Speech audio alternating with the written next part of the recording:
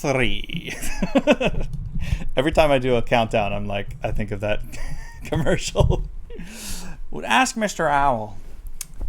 Mr. Owl, Do you know how many licks does it take to get to the center of my penis? Yep. What? Hey, Where's you! Jimmy? Where's Gilmer? Jimmy and Gilmer.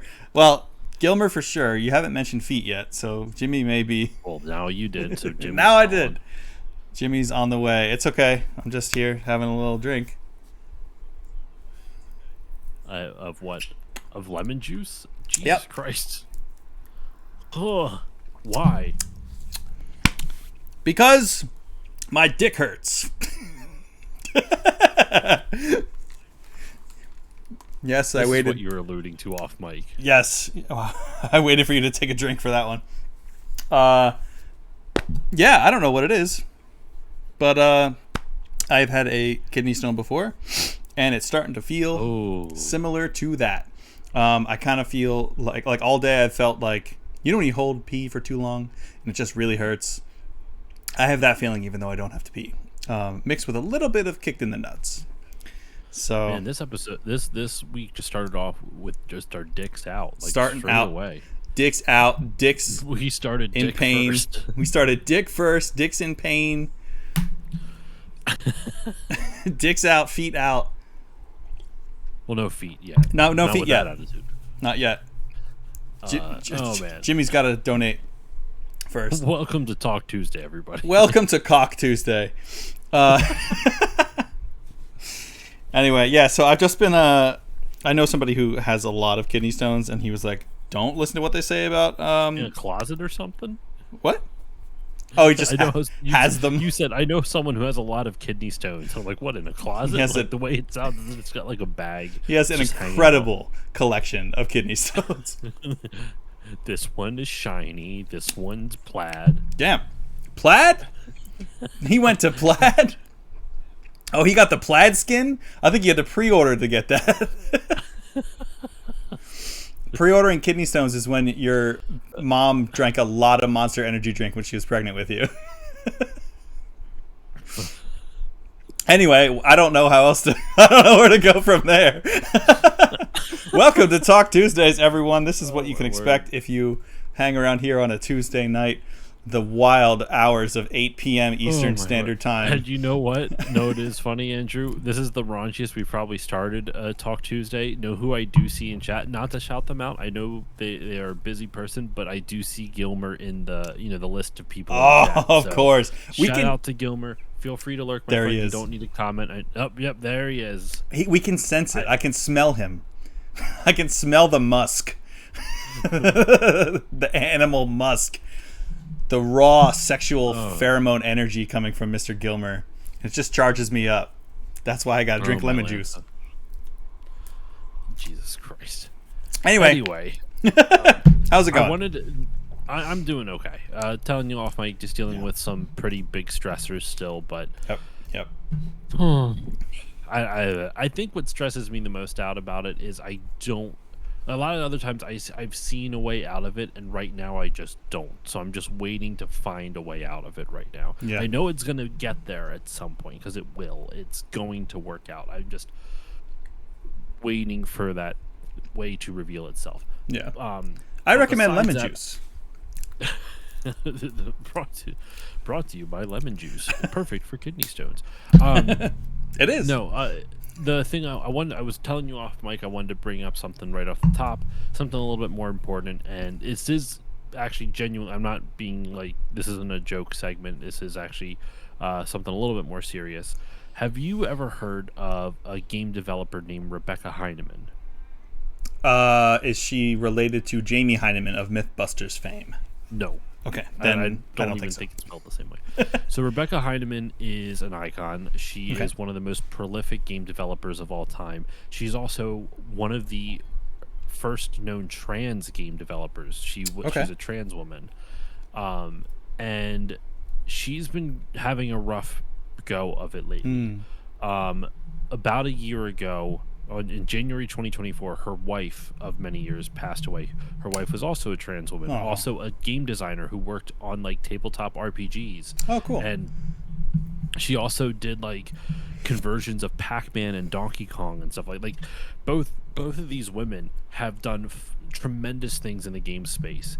And so Janelle Jacques was her wife, and she passed away in January 2024. And Becky Heineman, she goes by Burger Becky online, announced she has cancer, unfortunately. Oh. There is a GoFundMe for her. I will put it. I think because I'm a mod, I can put it in the chat. Yeah. There it is. Nice. She has already raised $95,000 out of. It was originally the goal was like 45 or 35. I think actually it might even be 20. I don't remember, but it's been getting up, and the goal right now is set at 110K, and she's at 95,000. So the fact that she's been able to keep bringing it up is fantastic. She's gotten a ton of support from the retro gaming community, from the game historian, like the gaming, like people who like video game history, like the preservation community. And then she did post an update yesterday to the GoFundMe. I'll read it real quick. To say I'm humbled is an understatement. With this money, I can get scans from out-of-network facilities and cutting the time it takes to get treatments. I love you all, and I wish I could hug everyone in person someday. Aww. Yesterday, this was Sunday, so this was Monday. She wrote this yesterday. Okay. On Monday.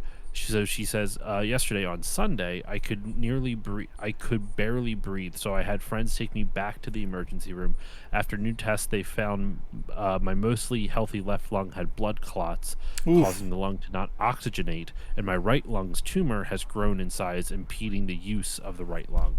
I'm admitted, and I'm on oxygen and finally some painkillers. Once the morphine kicked in, I was pain-free for the first time in weeks and slept for 12 hours. Catching up after waking, I got to remember what normal felt like. Since I'm on blood thinners to treat the clots, the chemo port will go in on Wednesday. Fuck cancer. Oh, I know exactly what a freaking chemo port is. I deal with it every single day. Yeah. Shout out to Becky Heineman. She's awesome. I actually, a while ago, I reached out to her to be on the podcast. Obviously not going to do that anytime soon. Yeah. But like, just want to give her a shout out at the top of the episode. I haven't been able to donate yet, as I've been saying, money's been tight, but I think I could spare $5. The minimum donation is $5, and I think I will throw $5 her way at some point. I'll do the same. I'm looking at like what she's worked on, and holy crap, like a little bit of everything, ever since like the 80s. Prolific does not even fucking cover it, dude. She also was the first ever, before she transitioned, she was the first ever video game champion. She won she competed in a Space Invaders championship in 1980 when she was 17, I believe. Is she on Insert Coin? She's probably been on Insert Coin. I wouldn't be surprised, because Frank Cifaldi's on Insert Coin, right? The podcast. No, the what was that documentary on Netflix about? Oh, I think so. I wouldn't be surprised. She's been in the games industry for a long fucking time. Yeah.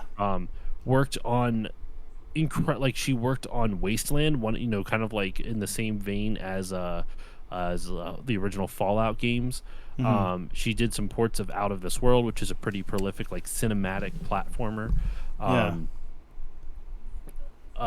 She is fantastic, and she's just an incredible person from everything I've seen. She also did a game called Chuck Norris Super Kicks in 1984. So, fuck yeah, baby. Yo. But yeah, she's done. Oh my god, she worked on Medal of Honor European Assault. She worked on GoldenEye Rogue Agent in 2004. She underrated. It is. I agree. She worked on she did the 3DO port of Doom. Like, and I saw Mac port of AVP. Yeah.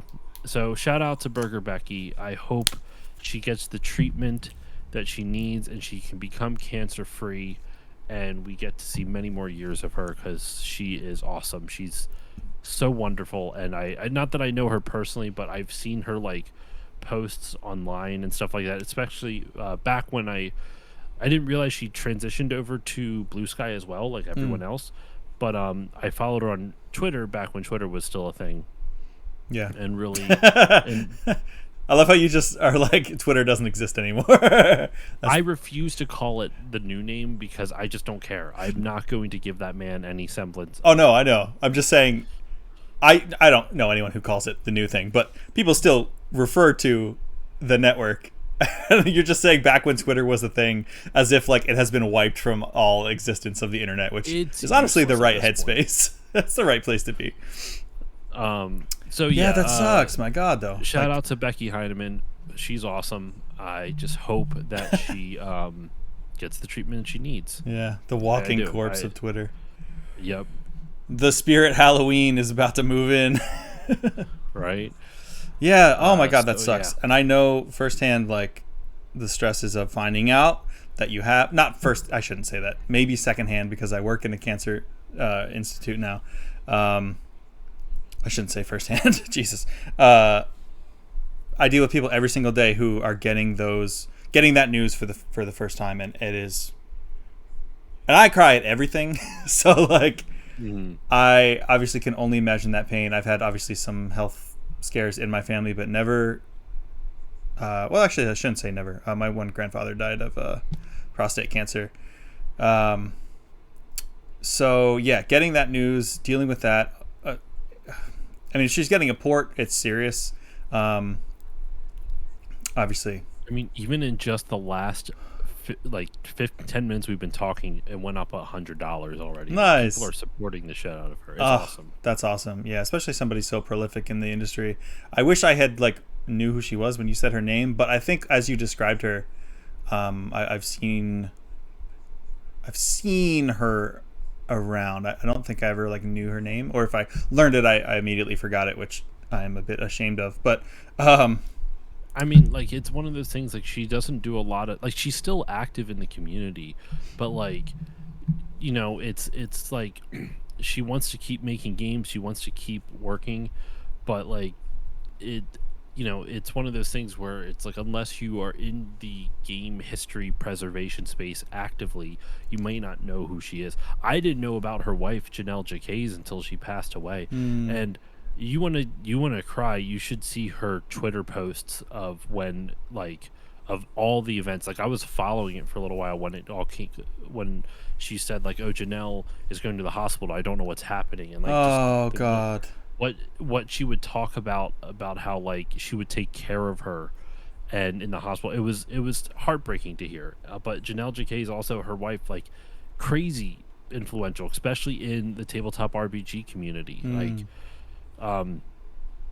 Crazy stuff. So yeah, it's heartbreaking, but yeah, hopefully it will all work out for her. Yeah, she's Rebecca. Young, relatively, considering, but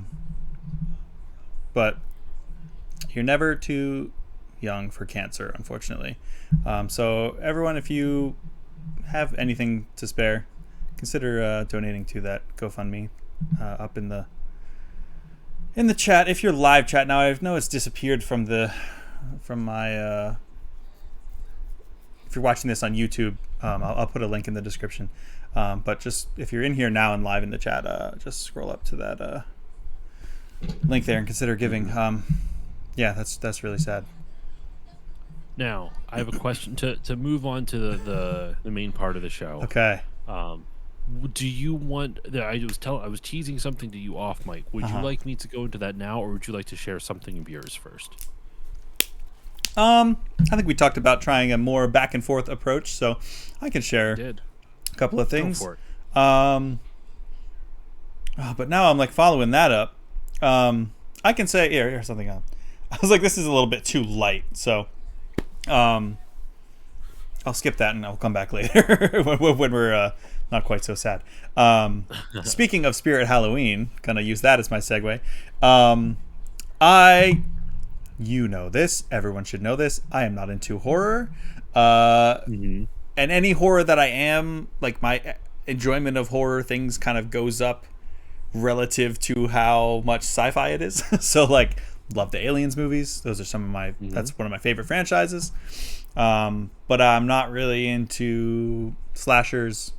Not really into like the paranormal stuff. Your Conjurings and Exorcists and Paranormal Activities. However, it is Spooky Month, and in the spirit of Spooky Month, I'm going to be my gird skirty Kurt. Thank you for highlighting that message with your 100 little bubble points or whatever that is, Parallax, and welcome. Oh, Parallax. I am a skirty Kurt. I like a slow burn kind of horror. Like there's this movie called Annihilation with Tessa Thompson and Nicole Kidman. I mean, not Nicole Kidman, Nicole Portman. No, all wrong. Natalie Portman. All wrong. Scratch it. Start over. That's excellent, and it's just unsettling. Like it just makes you question reality, like that kind of horror. I'll slow your burn. There's Gilmer right on cue, highlighting a message with 100 double points. I don't know what that's actually called. That being said, I want to challenge myself this month to 31. I'm not doing them one a day because some of them are video games and that's just physically impossible. But I have 31 pieces of horror/horror adjacent media that I have been watching and playing and experiencing. Some mostly shows and movies, a little bit of video games, a little bit, even fewer still of books. But how many channel points do I need to get you to watch Terrifier? Oh my God. Not enough channel points in the world to make either of us watch the Terrifier movies. I don't know what channel points are, but you could donate dollars. Wait, you don't know what channel points are? Is that what those bubble things are? Yeah. No, I have no idea. Twitch for over a year. Well, I haven't been. This is my first time seeing them in the chat, and also I haven't been affiliate that long. Oh, that's funny. What are they? So channel points are something you can actually go into your Twitch settings and manage them, and they allow ways for chat to interact with your stream. The default ones are highlight your message, unlock a random subscriber emote. You can send a message in, what is this? For three, hold on, why? In sub only mode. So if there's a subscriber only mode, someone can spend 350 points to send a message in there. You can choose an emote to unlock for 480, and you can modify an emote for 900. Those are all mine have, because I'm not great at the interactive part, but like some of them will like. I have a buddy, my buddy Game Dave. What he does is that if you spend a certain number of channel points, like a sound effect will play on stream, and he does a lot of fart noises. So you can spend like 200 channel points to make a fart sound on stream. Love it. Well, I just teased on my Instagram, the Experience Point Instagram, not my real life human one. A little teaser of perhaps a character who will be joining. Will be surfacing from the waters soon, and I'm going to use this character to get some cool new emotes. So save your points for those, unless you want to highlight your messages like you have been. I have emotes coming. Anyway, thank you for teaching me that. I'm a real Twitch streamer now. Now, to be fair, I don't know enough of like how exactly, like I know how to go in and change what they do, but I don't know exactly like I know how to go in and change what they say, and you can change some options, but I don't know like what add-ons you need or where you get them to like do all the extra cool things that people do with channel points. It seems so it's a way for complicated. like people. It's a way for like continuous continuous viewers to still interact with you and be social with you without having to spend money. So you kind of get a little bit of the best of both worlds. Nice. And is this the thing where you just the longer you watch, you get more points? Mm-hmm. Okay, sick. Okay. So right now I have 13,000. Whoa! Well, if you Parallax probably has more. He watches because I'm only here for when I'm on Talk Tuesday. Oh yeah. If you spend 13,001 points, I will watch Terrifier. No, I'm probably not going to watch that movie. However, I have do. 13,080, baby. Let's No, go. I meant 13,081, which you'll probably have in like 5 seconds. Yeah, because you get like 10 every like 10 minutes or some shit like that. Yeah. I forget what it is. So, funny, interesting thing about Terrifier. All I know, I have 14K. I could possibly have the actor who plays Art the Clown on my stream. I am 3 degrees of separation away from the actual actor who plays the clown from those movies. So I just have no reason to watch them. Yeah. I just refuse to. All I know is there's a very graphic chainsaw scene, and I don't like that. I don't like slashers. I don't like. I will say the one slasher that I do like, and it's because of how subversive it is Cabin in the Woods. Do you know about Cabin in the Woods?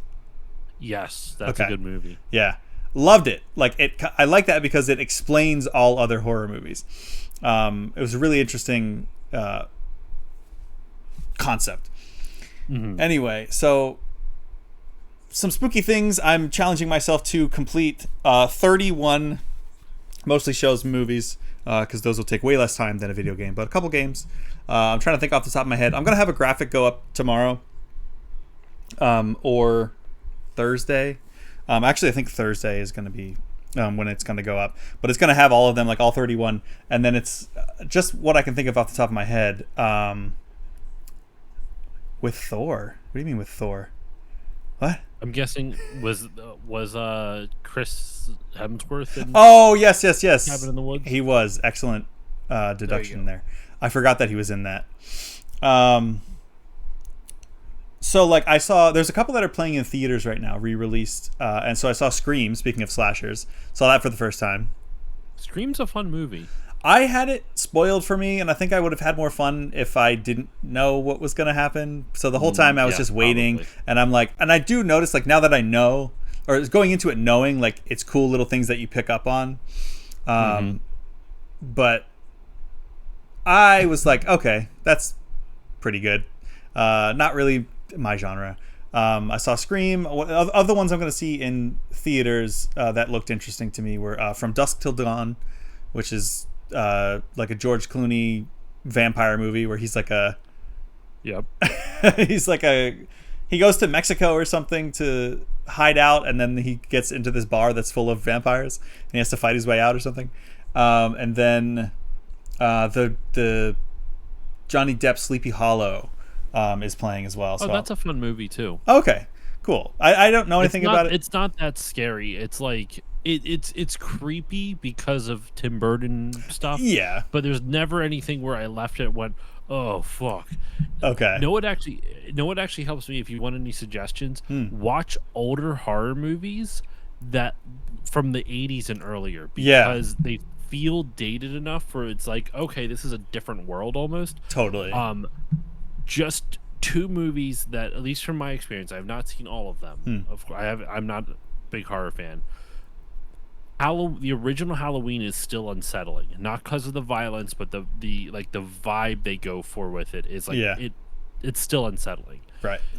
The original Texas Chainsaw Massacre still really unsettling. Yeah. I liked it a lot. I really liked it, but it's very unsettling. Like both Courtney and I were very like unnerved after watching that.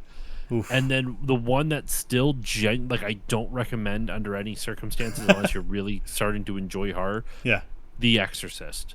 Okay. The Exorcist is so, maybe it's because of the religious upbringing, right? Yeah. But oh man, does that, like, even though it's from the 70s, that shit is still unsettling. Like, really? There's not like necessarily a whole, like, it's, they do, like, the atmosphere is so good. Like, Courtney and I watched the whole thing, and it's just like, it's unsettling. It's horror in the sense where it's not scary in the sense that it's going to make you jump scare, go, but it's like, it's just going to make you uncomfortable. It's going to make you, you're going to finish that movie just feeling gross. Okay. It's horror in the sense of like it is horrific what's happening. It's not necessarily there to scare you. It'll scare you because of the horror and like because of your where your mind goes. Yeah. But it's not going to like jump scare you. The jump scares are what gets me. I can handle like creepy stuff. I can't handle jump scares. Yeah, and too many things rely too much on those. Yeah, I can do an unsettling. But yeah, so like I said, this list for me is horror adjacent. There's literally a children's movie on there. The Halloween Tree, we watched that. Fun. It was fun. A little bit creepy, like for a kids movie. But some on there, like the original Godzilla, the 1954 Godzilla. I've never watched that. I consider that horror adjacent.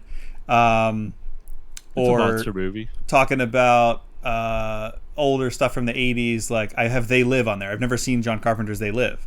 I need to see that as well. Yeah. The original The Thing is also pretty unsettling too. The original or like the Carpenter one? The Kurt Russell Okay, John Carpenter one. Yeah, that one's one of, if not my favorite, like I don't know if I want to say favorite horror movie, because then Aliens is still considered, the Alien movies is considered horror, so it's up there for me. We watched The Thing last year. At Police, I watched it for the first time, and oh my god, that movie still holds up. The effects, excellent. Really good. What else is on there that I can think of? For games, I'm gonna try to play the original Dino Crisis. I've never played those. I know. You don't like those? I played the first one, a little bit of it for my buddies over at Retro Hangover. They do this King of Games series. Yeah. And it was where you put two games head to head in like a bracket style tournament, and it was Dino Crisis versus Pokemon Yellow. And I've played Pokemon Yellow a ton. I tried out Dino Crisis for this, and boo. Yeah, boo. I don't think Stupid. I'm gonna like it, but it is the shortest one on my list, and I've been wanting to play it. I don't really like the old Resident Evils, the fixed camera, like can't run and shoot at the same time, but it is one of those games. That's Dino Crisis. I know. Dino Crisis. October 10th, this weekend, Little Nightmares 3 comes out, so I'm going to try to beat that one. That's like the right kind of unsettled. I love the first one. I have not played the second yet. Second one's excellent. The second one has the scariest moment sequence of both of them, easily. Although that ending sequence of the first one, with the lady in her room, that was tense. Let me find some standout ones here off my list before this is your little sneak peek, all y'all watching. Silence of the Lambs, never saw that. That's really good. The Descent, James Cameron, I think, horror movie. It's gonna probably make me claustrophobic, because that's one that's like down in a cave. Last Night in Soho. Silence of the Lambs is really good. Okay. I'm excited for you to see Silence of the Lambs. Yeah. I like that movie a lot. I'll have to... Well, I'm going to let you know how all of them are. Last Night in Soho is the newest, or maybe the newest as far as I can tell, Edgar Wright movie. I prefer the first night in Soho. Yeah. The first and second nights in Soho, but the last night... not my favorite. I want to see The Long Walk. That's the one that's coming out in theaters soon, if it's not out already. That's the Stephen King one. It was a Stephen King book. It's like some kind of dystopian thing where people have to walk forever, and then if they stop walking, they die. It's like Speed, but much slower. It's like that Family Guy thing from Speed. If this glacier doesn't move more than a mile every 20 years, we're all going to die, man. Nice.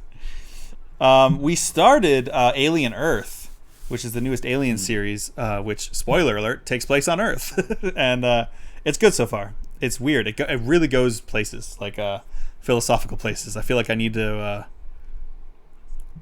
take a philosophy class, or maybe just play Detroit Become Human again, because it's all about, like, what does it mean to be human? Like, Yoko Taro just fucked me up forever, because the Nier games are all about, like, what does it mean to be human? And so I'm just seeing his DNA all over this. But it's good so far. Another standout that I really want to start. I'm stoked to start this. The HBO Spawn series, the animated Spawn series. Yeah, Keith David as Spawn. Did you see the video of him getting his Hollywood Walk of Fame? Yes, star? and I wept like the day I was born. It's so sweet. It's really beautiful. Yeah, I wish he was like. Why wasn't he there? Like, why was he reacting from his house? That was the announcement of him going to get one. The ceremony is at a later date. Oh, okay. Yeah, talked about a couple of games. I'm gonna try to finally beat Alien Isolation. I owe it to myself as an Alien fan, but that game is fucking terrifying. And then I don't know about this one because it's long, but I have Death Stranding 2 on there. Really hard. I think so. The first one was really scary. I don't consider it a horror game. It might be a game with horror elements. Yeah, I think that's much more horror adjacent than like Godzilla or that's true. The Halloween Tree. Spooky. I need to have a roller coaster. I can't just be at 10 the whole time, or else I'm gonna shit myself and die. And then last one of note. This is probably one of the least horror elements, but there are definitely horror elements. South of Midnight. At 10 the whole time, I'll shit myself and die. Yeah, in that order. Maybe. Remember me as I was before I shit. Before I shit myself and die. Oh god, that reminds me of the scene from Firefly when they're talking about the Reavers, and they're like, if they catch us, they will rape us to death, and they will kill us, or no, they'll rape us to death and sew our skin onto their bodies, and if we're lucky, they'll do it in that order. Ugh. Anyway, do you know about South of Midnight?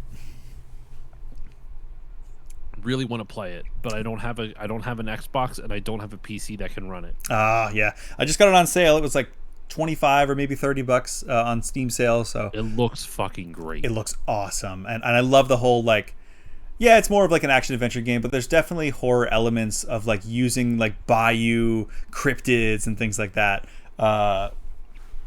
It looks rad. And then for books, I only have 3, but I started this one called The Fisherman, which is like sort of cosmic horror, more like a Cthulhu type thing. There's one called Hyperion that I want to read, which is like sci-fi horror.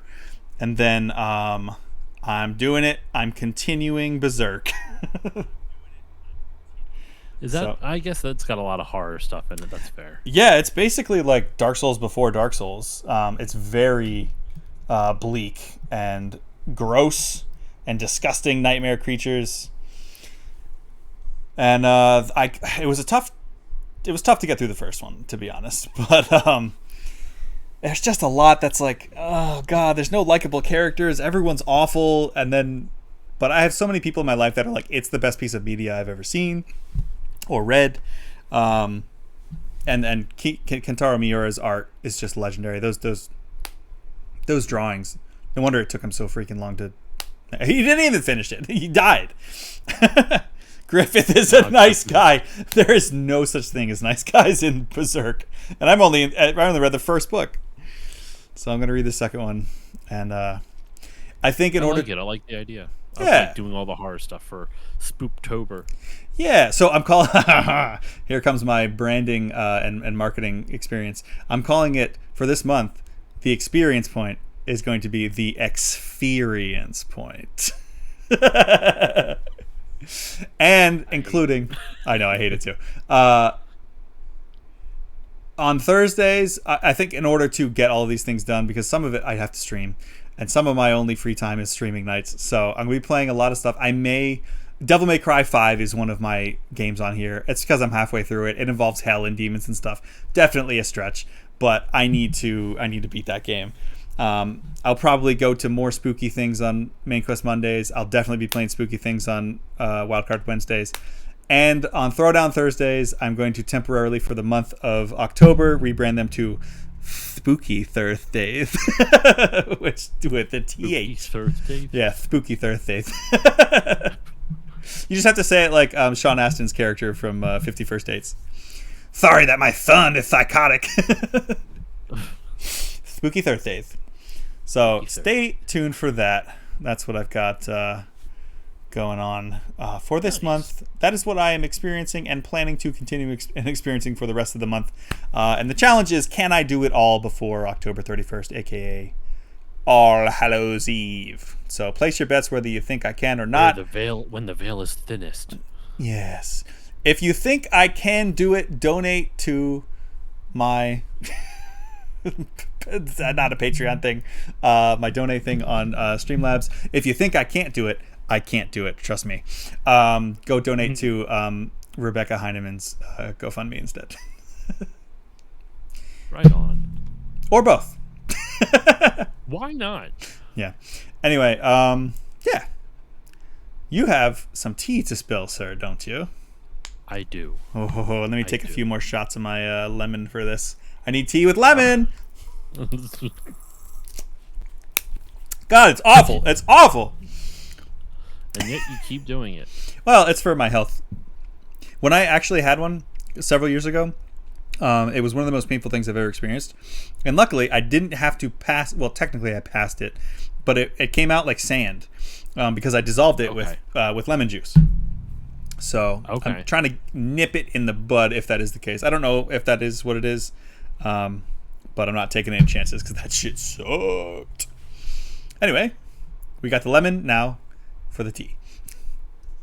Okay, so I sent to you off mic a link to a book from an upcoming book. Actually, it's already out from a company called Bitmap Books, and it is the definitive book of Super Nintendo RPGs Volume 1. Now, this whole bit of tea, this whole tea party we're about to have is all stuff that's been going down in the retro gaming community, I want to say, since like Thursday or Friday last week. Oh, this is recent.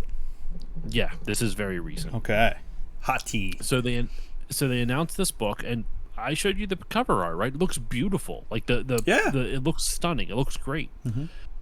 The author of this book is a dude named Moses Norton. He goes online by the Well-Read Mage, but he spells red like R-E-D, R-E-A-D, and he does a lot of Final Fantasy stuff because there's red mages in Final Fantasy, so you have the Well-Read Mage. So it got announced, and one of my personal favorite YouTubers, shout out to Stika, he does a lot of great stuff where he highlights like little known aspects of game history, usually because game history a lot of times is very North American centric, and a lot of people in North America tend to just not pay attention or actively downvalue, or I guess that's the right word, but like not value appropriately like the stuff happening in other countries. Yeah. So Stika's from Portugal. He does a lot of videos like that. Well, the Well-Read Mage has had a history of being kind of a piece of shit on Twitter and Blue Sky. I was waiting for that. Now, it's not just that here's the thing that frustrates me about this guy. The stuff I'm about to tell you that he has said, and there's like screenshots, and this is all proof, and I actually have a friend of mine, I won't say who had some really, like, he was a complete asshole to him. He said some real fucked up things to my friend online, one of my podcasting pals. Oof. I don't have those receipts in front of me, but my friend did send them to me. This one though is actually public, so this is what I will say. Okay. So, they were having some type of online, like, gaming debate, and honestly, like, Stika likes to be a little bit sarcastic as well. Like, remember how, like, when I hipster Josh comes out and I'm a little, like, I make jokes at the expense of like Dark Souls or something like that, fighting games or something like that. So now the context of this, I forget, I don't see all of it, but the first reply goes, "Let's be honest, anything is a hoot next to the mediocre gaming experiences of the Super Nintendo," and then sunglasses emoji. Okay. Right? Very clearly trolling. Yeah. Right? Like, that's, very clearly. Yeah. So, so then he replies, the Well-Read Mage replies to that and goes, "Sure, if you're from a third world country." Oh. And then the rest is not completely, like, within context of it. Like, he just grabs screenshots from it. There's another, so take that with a grain of salt, because you're missing some of the context. I don't think it excuses these comments. But there's another one that says Ninty still making consoles. Where's Sega making a monopoly in Brazilian homebrews nobody cares about? What? Then talking to, I think, either Stika or Stika or someone from Brazil goes, "Did you guys get the PS2 over there yet?" And Stika replies, "Not. I don't know if it's to that, but to something else." Goes, xenophobia, so good. And well-read Mage replies, "Hoo boy, here comes the cries of misogyny, fascism, and xenophobia. Oh my." Just being a dick. This dude is a dick. So the vibe I've kind of gotten from him, because I've also seen him work with people, like, this is what's confusing to me about the well-read Mage. He clearly doesn't have, like, the shit he says is not okay there, right? Clearly very xenophobic. Mm-hmm.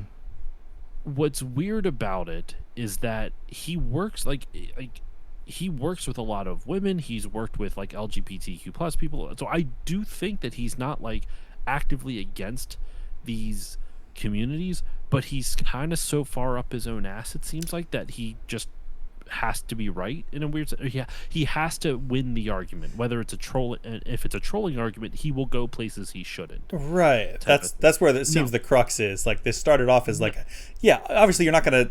Nobody actually thinks that the Super Nintendo was a failed waste of a system, you know. Yeah, and to be clear, that's my interpretation of the vibe I've gotten from him over the years. It is nothing, like, I'm not basing this off of anything in particular. I don't know if that's what he's doing, but it's just kind of my vibe from it. Yeah. And to be clear, the Super Nintendo thing is a completely different conversation from all the stuff with the Brazilian homebrews and the did you guys get PS2 over there yet? Sure. And all this other stuff. I was just saying, like, it started there in such a relatively goofy, trolly place, and then to have him come in 10 toes down on saying, like, oh, you fucking third world country, did you get a PS2 over there yet? Like, whoa. And then that's not so then and then Stika went on in the next part in the thread. There's a Blue Sky account that I actually recommend you following called Quest64 Official. It's just a dude named Mike who loves Quest 64 and is tired of the slander about it. And he does so many memes. It's one of the funniest accounts to follow. Like, it's genuinely really good. Worth following on Blue Sky he's on both. He's on Twitter and Blue Sky. And I actually remember the thread that Stika is sharing on this because the well-read Mage Moses Norton, he'll periodically share reviews of games he's playing from his website, thepixels.com or whatever. Yeah.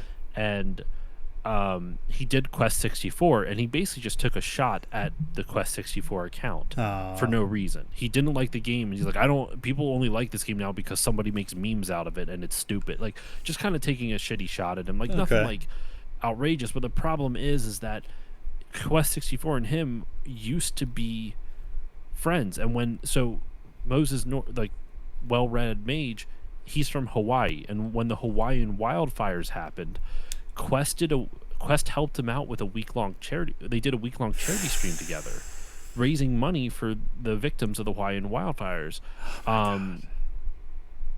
And he played Quest 64. The Quest community joined him to watch, helped donate stuff,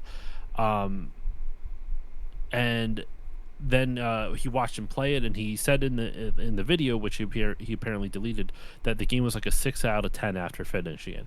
Totally fair, right? Obviously, like, you're entitled to your opinion on a game. You don't have to like it, but just like the dude just helped, like, so him giving that 6 out of 10 review isn't an issue, but it's like the one later on that he did on his own outside of the charity stream is where he was kind of shitty. Yeah. So he promoted all of his work, some of which is very good, but as soon as I lost value to him, everything Quest community did was annoying. He then said I take things too personally, which is probably true. I'm a fairly emotional person. And he said he's posting screenshots from, and this is like a screenshot within a screenshot. So the stuff I was talking about with the charity stream and then he promoting his work, that was all Quest 64 posting it, and Stika was showing a screenshot of those posts. So that makes sense? Oh, I thought this was the Red Mage saying he was an emotional guy. No, so Quest 64 said he was an emotional guy. Gotcha. Okay. So basically, I'm getting lost a little bit in the weeds here, but basically guy has a history of xenophobia based off the post that you see from Stika. Right. Quest 64, the Count, did a charity stream with him to help promote stuff for the wildfire victims, and then once that was over, because he's like, the Quest 64 account has like reach. He's got like, let me see how many followers he has because of his meme posting. Yeah. 19.8 thousand followers on Blue Sky alone. Like, yeah. So the dude's been like, he's developed a community, and then afterwards the guy was just so tired of all the Quest 64 memes that like he just basically actively, please stop posting Quest 64 in my stuff, in my Quest 64 stuff in my threads. It doesn't make the game any better. It just makes it more annoying. That's one of his posts. Like, he specifically, not like the community that helped get him money for it, he was tired of hearing. And like, listen, I understand if it annoys you, it's totally valid. Like, then you tell your friend Mike from Quest 64, like, hey man, it's nothing personal. I'm just like, the memes, like, they're just not for me. If I don't see something of yours, it's nothing personal. I'm tired of seeing it. I don't think you should feel bad about that, right? Yeah. Like, I understand if it annoys you that much, you're entitled to it. So yeah. That would have been a normal response. Him crashing out at the drop of a hat over everything is so cringe. So Stika posts this on Blue Sky, and it goes viral. Okay. It goes crazy. 1.2 thousand likes, 476 reposts with like a bunch of quote posts, and like almost 100 comments. Yeah, and that's a lot for Blue Sky, that's a lot pretty small for Blue Sky. I mean, Blue Sky's gotten pretty big now, but still, in any case, this blows up, completely blows up, and so now Bitmap Books, the publisher, is looking like kind of in trouble because they've now published a book by a xenophobic piece of shit, right? Right. By someone who's pretty xenophobic. And I also know for a fact he has said some, like, but just he's basically the way I can describe this guy is, I don't know if he actually believes the xenophobic stuff. I just think he is a bad person. He might not actually be xenophobic, but he has no problem making those jokes. You know what I mean? He has no problem making poor taste jokes and then not apologizing for them. It sounds like somebody who never grew up mentally past the 16-year-old kid on Xbox Live saying slurs just to get people's reactions. I should know because me and my friends were all that kid, and I'm not above saying that. Like, oh my God. But like, at some point you got to grow up and not be like edgelord, edgy jokes, whatever. I'm so cool and edgy until somebody says something against me, and then you can't say that because it made me mad. So I'm gonna lose my shit on you. And once again, to be clear, a lot of my feelings of how he is, I don't know the Well-Read Mage on a personal level. I am speculating, 100% speculation, based off just the vibes I've gotten through various things in online interaction. And he's followed me. He's been supportive of some of my stuff. He's liked random things too. Wow. I still technically follow him as well, but like, I don't really, I've never really interacted with him that much. So this all comes out. Shit hits the fan. Like, Bitmap is like, they're getting like harassed, and which I can't. There's certain things that make me upset about this, and I'll get to that in a moment. So both the Well-Read Mage and Bitmap make a response. Here is Well-Read Mage's. He posted this. He actually deleted his Blue Sky account and then recreated one with literally just to post this, because he's off of Blue Sky entirely now. And his response says, "My name is Moses Norden. I'm the author of the definitive book of Super Nintendo RPGs Volume 1. I need to take a moment to speak honestly with you. Some old remarks I made have resurfaced, and I understand why they've hurt, alarmed, and disappointed many people. Those statements, escalating from a simple argument over video games, were wrong. I am a Hawaiian Portuguese on my mother's side and no stranger to hurtful comments regarding race, so I'm not proud of the stupid and insensitive statements I made myself." And remember, Stika is also Portuguese. It's not 100% important, but I feel like it a little bit. "To Stika and everyone disturbed by my past remarks, I am sorry. I deeply regret and resent them. I also want to make it absolutely clear that my publisher, Bitmap Books, had no part in those remarks and was not aware of them. The comments were made long before any collaboration on my book began, and they in no way reflect the views, beliefs, or values of Bitmap Books and its team. They have conducted themselves with professionalism and inclusiveness. My past mistakes have nothing to do with their integrity and the quality of their work. Moses Norton. I actually think that's a pretty good apology, saying flat out, these comments were hurtful, stupid, insensitive, and I made them. Not trying to, doesn't justify it, just says this is what it is. And not, I'm sorry that feelings were hurt by things that I said, yes. Dancing around it, and dancing around accountability. And specifically saying I'm not proud of the stupid, insensitive statements I made. Yeah. Right? Okay. So that's his response.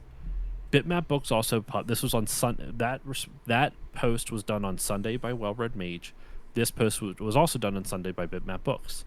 Dear supporters of Bitmap Books, last week, after the launch of our latest book, the definitive book of Super Nintendo RPGs Volume 1, we first became aware of some historical comments made online in 2022 by the author Moses Norton. We fully understand that these comments were insensitive, offensive, and absolutely not, bold and underlined, not views shared by Bitmap Books or any of our stakeholders. We have spoken with Moses, and he's agreed that Bitmap Books will donate all of his royalties, present and future, to charity. We have selected Special Effect, an organization that helps severely physically disabled people enjoy video games through the innovative use of technology. And they put a link, they put a website to it. Ultimately, it is on our shoulders who we work with, so we take full responsibility for this situation. We research all prospective authors before we begin working together, so this is clearly an area where we need to further improve. We hope that this resolution means that we can move forward, as we have lots planned for the rest of 2025 and beyond. Sam Dyer, founder of Bitmap Books. I think both of those are great apologies, personally. Yeah. I think Bitmap Books, even though they're kind of more of the victim in this, I was going to say, I don't think they should have had to do any of this, but they're in this situation now, so they have to deal with it. Yeah. And it was interesting because you can really see how the echo chambers are of both Blue Sky and X on Twitter on this. Yeah. Twitter was filled with, I would say it was a mix, but it was leaning more. It was leaning more towards like, you shouldn't have to apologize. Yeah, of course. Like, this is on Blue Sky. It was the opposite side where, and I disagree with both of these. Just to be clear, I disagree with like, you shouldn't have to apologize, and I also disagree with this. There are so many people on Blue Sky who are like, oh, it's too little, too late. Like, you made your bed, now lie in it. You're never coming back from this. And I'm like, dude, like, if you don't give people a path to redemption, what's their option, right? Like, if you villainize someone to the point where they can't even make amends, what's the point of them trying? Like, I fucking hate this. And this is a thing, not to get crazy political, but this is a thing I've found with people on the leftist progressive side, is that once you do something wrong, it is so hard to earn forgiveness from that community. It is so hard. And I understand why in certain situations, but like, to me, that was a good apology. Should you buy that book? Just to be clear, I don't think you should still buy the book. I think you should still vote with your dollars and not support the dude. If he follows it up with action in the coming months, years, okay, then yeah. Then he said words and then he followed up with action. But you have to at least allow the words to start for the action to follow. You can't just write it off. You can at least say, I don't think I can support this book, but I hope to see this change further. If what you say is true, I hope to see it change further. And Stika even commented on this, the person who kind of started off this firestorm, saying like, I didn't want, like, this post wasn't meant to cancel anybody. I just wanted to talk about my experiences with this guy, like what happened. Let me see if I can find it. I never expected my post to gain the traction it did, and I understand it did because Red Mage has a long history of unpleasant interaction with many people. Even so, my original post was me venting my frustrations over my interactions with him and how he treated my friend Quest 64. I did not set out to cancel anyone, but I guess that's what I ended up doing. It's not a pleasant feeling. I guess, but like, there's someone I really like named Sasha Retrobytes who I like her response to it. She goes, I understand. I had a part in spreading awareness of his actions, so I will say that I understand how you feel having been in your place too, but oftentimes canceling, quote unquote, is really just overdue accountability, something that retro gaming / tech circles, from my own experience, are over the years don't always want. And I like that response a lot. I think she's spot on with that. I think Sasha is a she. I should double check on that. I think those are her pronouns. I'll double check on that. But in any case, so you would think, yeah, she, her. Okay, you would think the narrative, the story would end, the saga would end there, Andrew. Oh God, there's more. There is more. Sorry, there's a bug flying around. So to recap, just real quick, dude's problematic history gets exposed. Bitmap Books gets put on blast.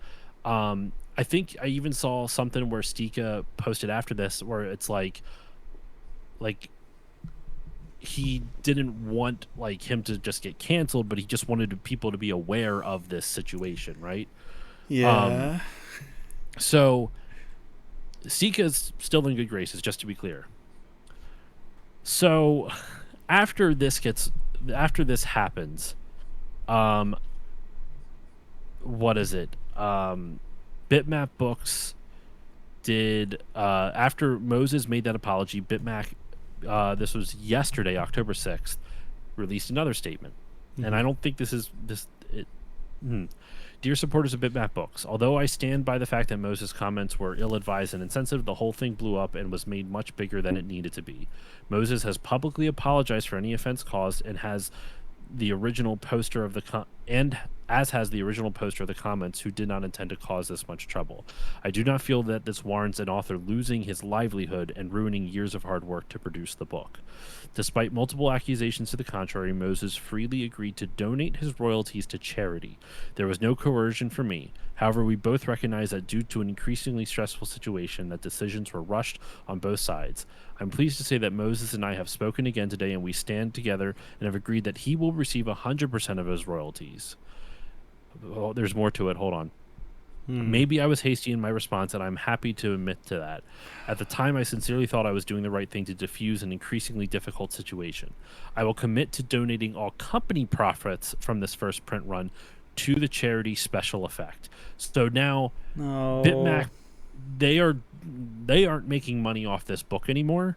Only Moses is. Okay. Once again, I think they're trying to paint themselves into a more like, look, we're trying to do the right thing. So the last thing, the bottom line is that Moses has apologized for his original comments and will now be paid the royalties that are rightfully his. Moses and myself have received a large amount of personal abuse and threats over the past few days. We hope that this statement will bring some closure to what has happened.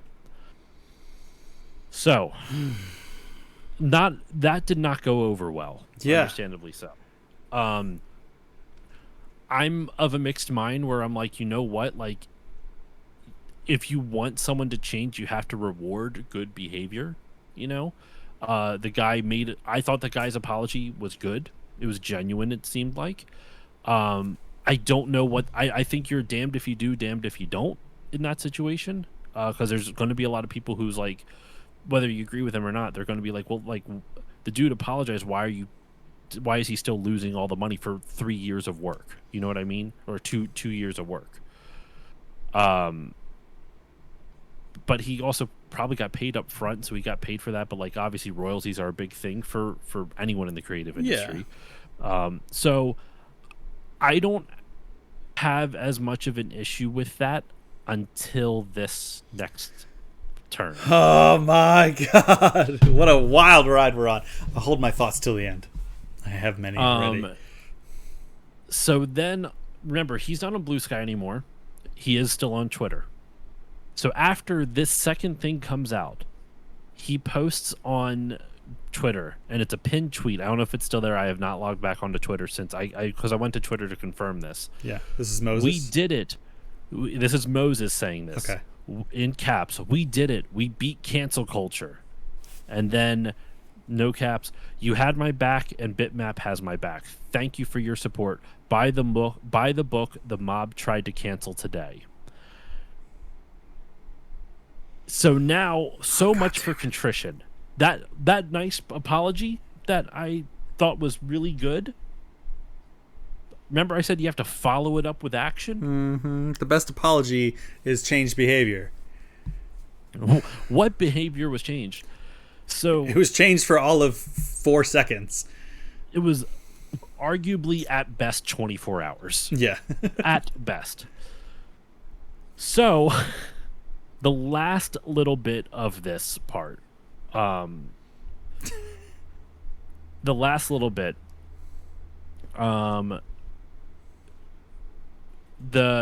a dude from a genuinely good site, Kurt from Hardcore Gaming 101, genuinely good site, super respected. He posted on Blue Sky a few hours ago, like 9:48 a.m. this morning. I've been doing some asking around, and while I'm not speaking in any official capacity, Bitmap was not aware that this author was going to post this and is not happy about it. Oh my god. So this dude gets the grace of kings. He could have gotten 100% royalties. Money's still going to a charity. There is still good being done out of this situation. And Bitmap is just trying to, I don't agree with their second statement, but I can empathize with them just trying to figure out the best path forward in this shitty situation that they should not have been put into, right? Right. I can empathize with that. And so they try to make amends. And this dude fucking shits all over it. All over himself. It's the meme of the guy riding the bike and putting the stick through his own front spoke and falling and being like, why would cancel culture do this? You fucking idiot. Oh my god. I am so baffled by this, and I'm just in genuine shock. Genuine shock. It is a crazy thing that's what's happening. And now I'm sure that the sales of the book is tanking.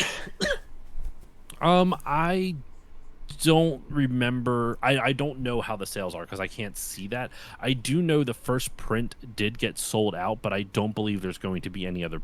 Based off of if what Kurt is saying is true, once again, it's not an official source, so I'm not going to claim that this is coming from Bitmap. But if Kurt is respected in the games community, he's not a gossiper. He wouldn't really do something like from vibes I've gotten at least. If what he's saying is true, I can't imagine there's going to be a second print or volume 2. Remember, this is volume 1. Right. Or volume 2 is ever going to actually come out. Yeah. I can't see Bitmap being like, yeah, we'll do another run of this. Or yeah, we'll work with you again after this. It is absolutely astonishing what happened. So there's one last thing to touch on with it, but it's not important. It's not any more twists and turns. It's just something kind of humorous. I can't handle it. So I will share that in a moment, what the last little tiny bit is, but you've been saving your thoughts, so I want to give you a chance to speak after I've laid out that whole narrative. Okay. That's now. Okay. Yeah. So, go for it. I'm just just as I am, little disclaimer, just as I am hearing this and digesting it in the immediacy that I am, a couple things jump out. I don't really like. Obviously, I've said what I've said about Mr. Moses. That's really shitty, and I hate that. I also don't really like the wishy-washiness of the publishing company. Yeah, I don't think they should have gone back. I think they should have stuck with the original one, and he had to sit with it. I don't agree with the change. Yeah, I don't even know how I feel about the original plan. But the fact that they were just so they were so reactive the whole time. Like, what? Oh, everyone's mad. Okay, I guess we should do this thing then. Oh, everyone's mad at this. Oh, I guess we should walk that back and change it then.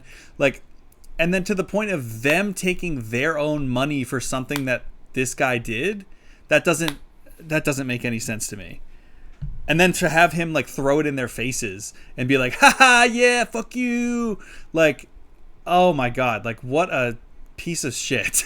Like, I you are right that people need the chance to change. I myself was a very hateful, closed-minded, quite bigoted person in my previous years, and it took a lot of really hard conversations and a lot of accountability. But a lot of people gave me chances that didn't have to, and I like to think that I'm a much better person now. That being said, you have to be consistent with it. You can't just be like, yeah, I said some bad things. I'm really sorry about that. And then the next day be like, fuck Mexicans! Like, and I think what makes me... Sorry, you finish what your thoughts are. I'm just kind of talking as I'm thinking. But, yeah, and I'm replaying the whole thing in my head. I don't think that, like, if an individual wants to not buy this book because of something that this guy said in 2022, okay, that's different than, like, he was still actively doing that. You said, like, last week he was, like, being shitty and xenophobic. No. So the posts in question that I was sharing from Stika were from 2022. Okay, I thought there was two incidents. There hasn't. I don't know about. You know what? Let me see if he's posted anything since on Twitter. I will actually go to that hell site just to double check. But I don't know if he's posted anything since. The stuff I have seen him post, by and large, is not like. It's not like that. To me, it seems like. How can I put this? You know how, like, South Park tells, like, super offensive jokes, but that's kind of the point of it, and they get away with a lot of the offensive stuff because, like, the kind of the context in which they are telling said jokes. Yeah, or they're making fun of people who say things like this, like like Cartman. Yeah, he's a horrible piece of shit. Like, that's the point. You know, the message of South Park isn't Cartman's views. It's that people like that are dumb. Let me see if I can find it. Like, there we go. There we go. Oh yeah, I'm just looking. A lot of the stuff. Oh my God, did he delete that post? He might have deleted that post. See, if you're gonna double down, you can't be doing that shit. Then that post is gone. I know for a fact I saw the thing that they are talking about, and he deleted it. Well, yeah, because yes, so he has the link originally to the book as well, and the post was deleted by the author. The post that it was below is deleted by the author. Fuck yeah. So he has deleted it. Bitmap is probably pissed about that. Yeah. So I think what makes me more mad too is, like, this is also one of the many reasons I don't usually comment on things like this. This is just in the retro gaming community, and I've been kind of fascinated by this, like, saga. But, like, it makes me mad because if you believe cancel culture is the bane of the earth, I'm not saying I do. I'm just saying, like, in general, if you have an issue, if you think cancel culture is the, I'm being canceled, brah, even though it's just accountability, why are you giving people who participated? Because cancel culture, I do think exists. I do think people are overzealous with judgments. I do. I saw it after the apology where people were like, if you believe this piece of shit, you're dumb. And I'm like, Jesus Christ, like, you don't know this guy. Like, give the guy a chance. But then he goes and does something like that, and it's like, well, this is why then you just prove them right. You don't give him a chance. Now the people who are the most judgmental about this, who will not see you, who will refuse to allow people to make amends for their shit. Now their stance is now tripled down because you just proved their point to them. Yeah. You just proved their point that, well, he clearly just didn't, like, you have to follow it up with action. Like genuine remorse and contrition is action. It's not like a one-time thing. It's continued. It's noticing a personality flaw and fucking fixing it, or trying to fix it.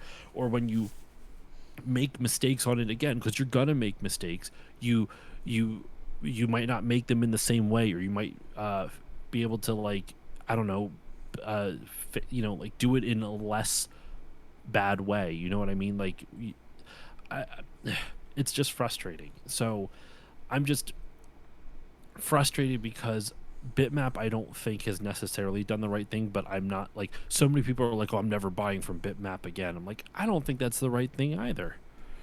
Who's Oliver Dream? What's up, Oliver? In chat. Welcome back. Welcome back, I will say. Yeah, I don't think they. I mean, you can't. I think it really just much like the whole argument of separating art from the artist. If you don't want to give them your money because that's what you believe, okay, that's totally. I will never argue against that.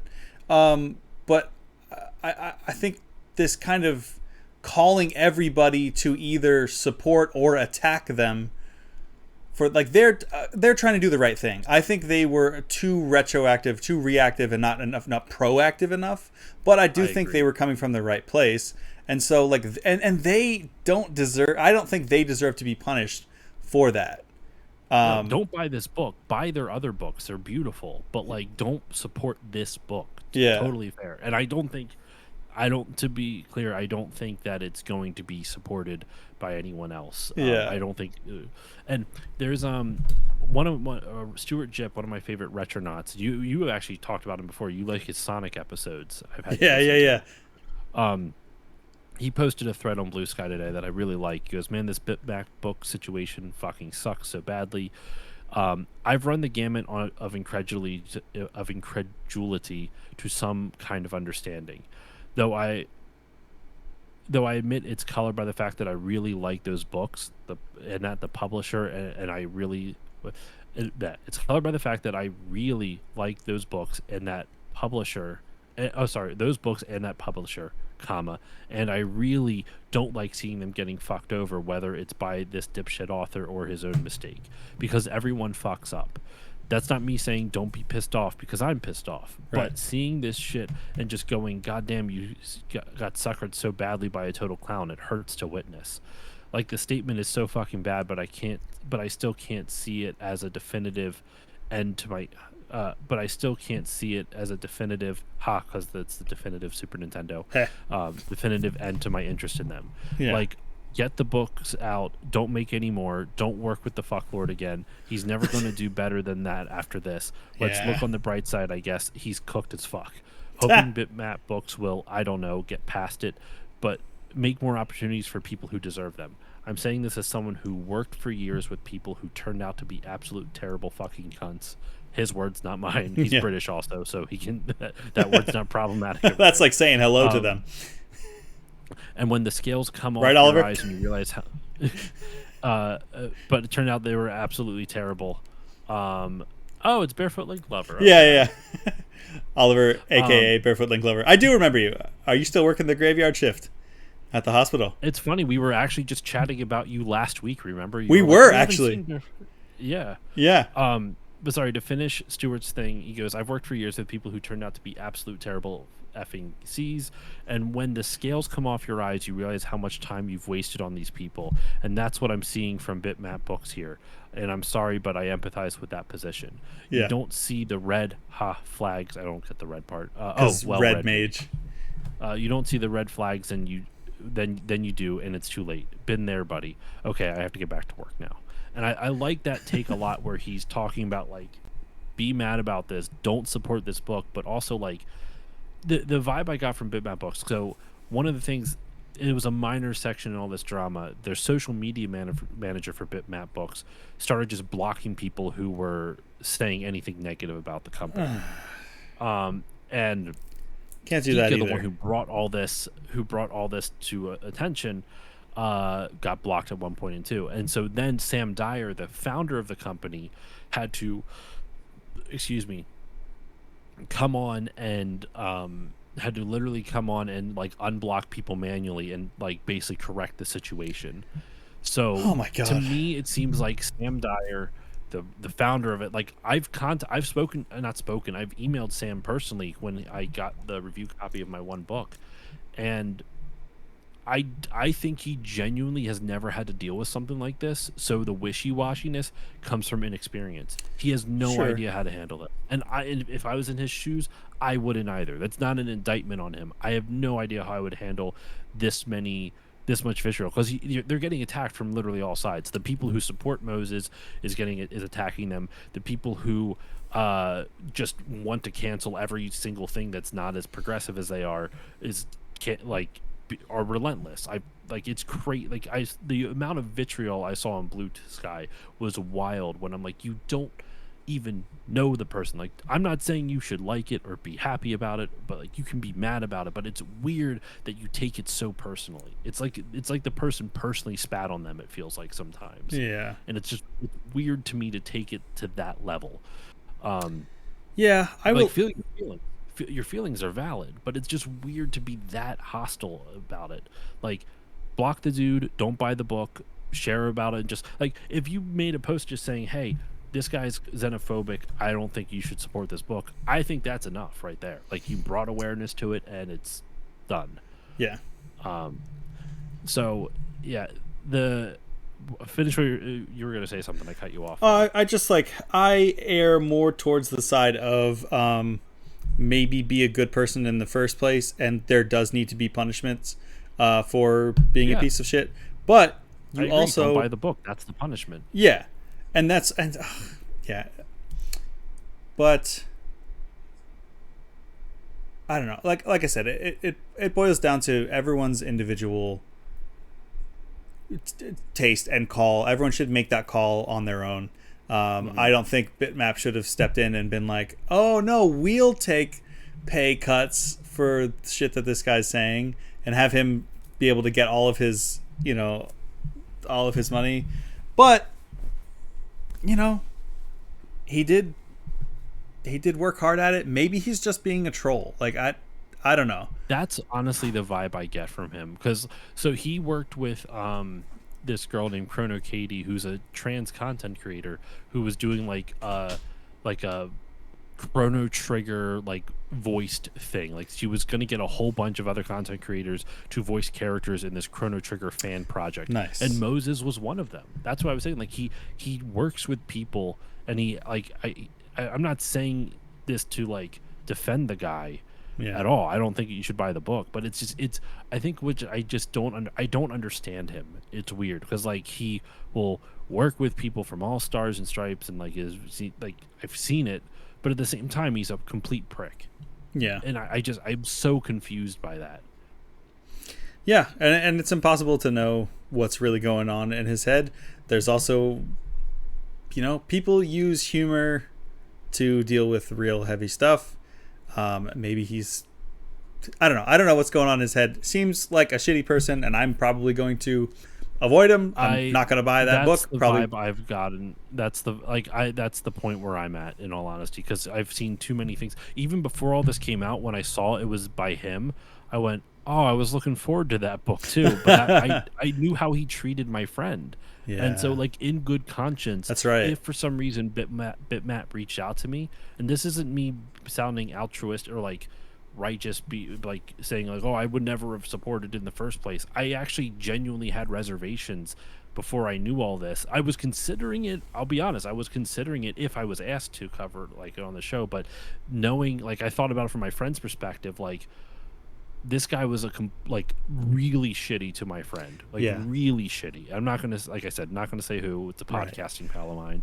I did forget about that. I mean, you have a first-hand account, so yeah.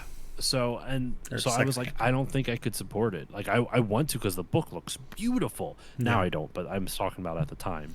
Yeah. I wanted to, but like the book looks stunning. But I can't, in good conscience, support something like that. And obviously now, definitely not. Yeah. Well, just like what I would say is like, if you really want to engage in the media and experience the art for the art's sake of it, just do like, I'm not a big Harry Potter person, but people were like, oh, don't buy the Hogwarts Legacy because it's going to support a turf. And I'm like, yeah, totally. But if you want to play the game, you can play it. If you buy that secondhand and you support a mom and pop game shop, that money is not going to go to her. And if you want to experience the art of it, okay. Like, I don't like, she has put a lot of problematic shit in the media itself, so that's tainted it enough. Plus, also, it's not. She's really actively donated to anti-trans causes too. Yeah, of course, but like, she also puts like problematic shit in the actual media. So like, I don't really want to absorb the media, but if I did, or like, I don't know, if I wanted to play that game, which I don't, I would buy that secondhand used from like a mom and pop game shop to support them, and so that money's not going there. So you can probably get that book secondhand, and that money's not going to go to this. I doubt you'll find it secondhand anywhere. Usually these types of books don't get really far, but you never know. It's possible. I mean, you could probably pick up a copy off of eBay. Now hold on though, I don't even recommend getting it secondhand. And you want to know what the icing on the cake for all of this is? What? Apparently, it's not even well written. Oh no! Did he use AI? No, I don't know about that. So, there's a long thread on Blue Sky. I can send it to you, Andrew, if you're curious, if you want to read about it. But it's a long thread on Blue Sky where he had like, honestly, not really helping his xenophobic. I'm not xenophobic. He's only covering North American releases. Okay. On the Super Nintendo. On the Super Nintendo, the definitive Super Nintendo RPG book. Yeah. So here's the thing. You could, within some semblance of reason, make the justification that what is it? You are well, hold on one second. You could make the justification that actually, hold on, let me check one thing, because I want to actually check the link that I sent you to the book, because I want to see if it has this on there, because it might list the games eventually going to be covered on this thing, right? Because that's the whole thing. Let me double check with this, but let me see. Is it under the FAQs? Was Pulseman on the Super Nintendo, or was that on the Genesis? Or on the Mega Drive? I think that was the Mega Drive. 1 second. Oh yeah, because Sega owns it. Never mind. Does this book also cover Japan exclusive RPGs? We're sorry to disappoint anyone expecting to find Japanese exclusive RPGs such as Sailor Moon RPG, Live Alive, Dragon Quest, or Final Fantasy V.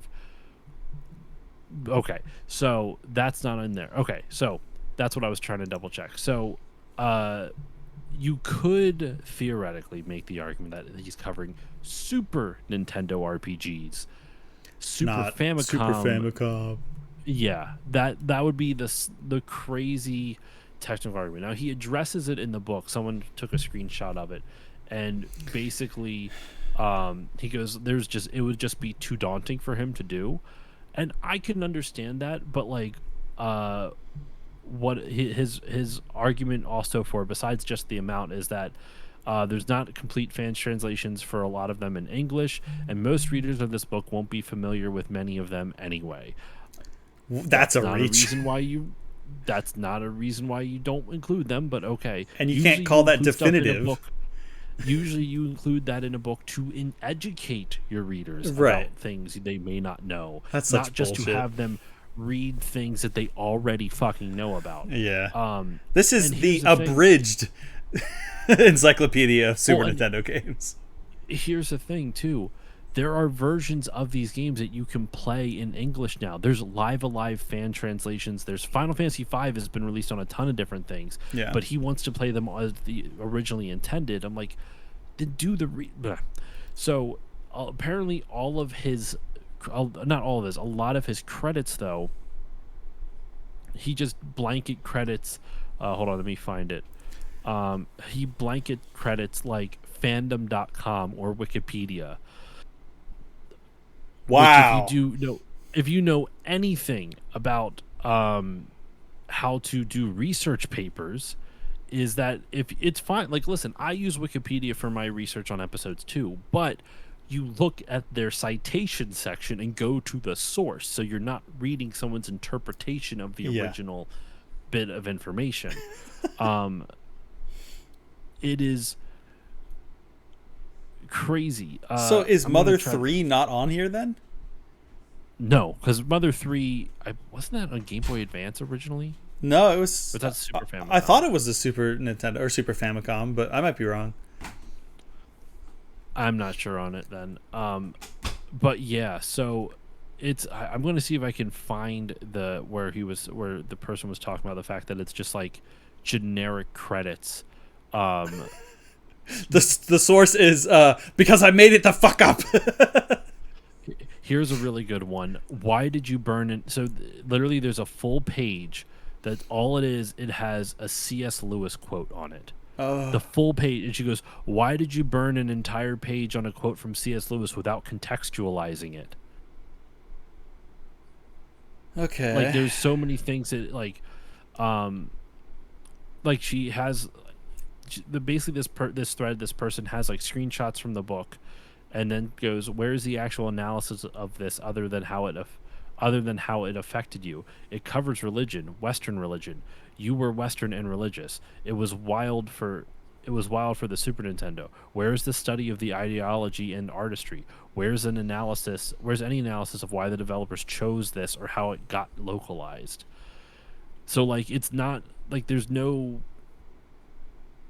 you can't call something definitive and then not actually be definitive. Right. One of the things also, like,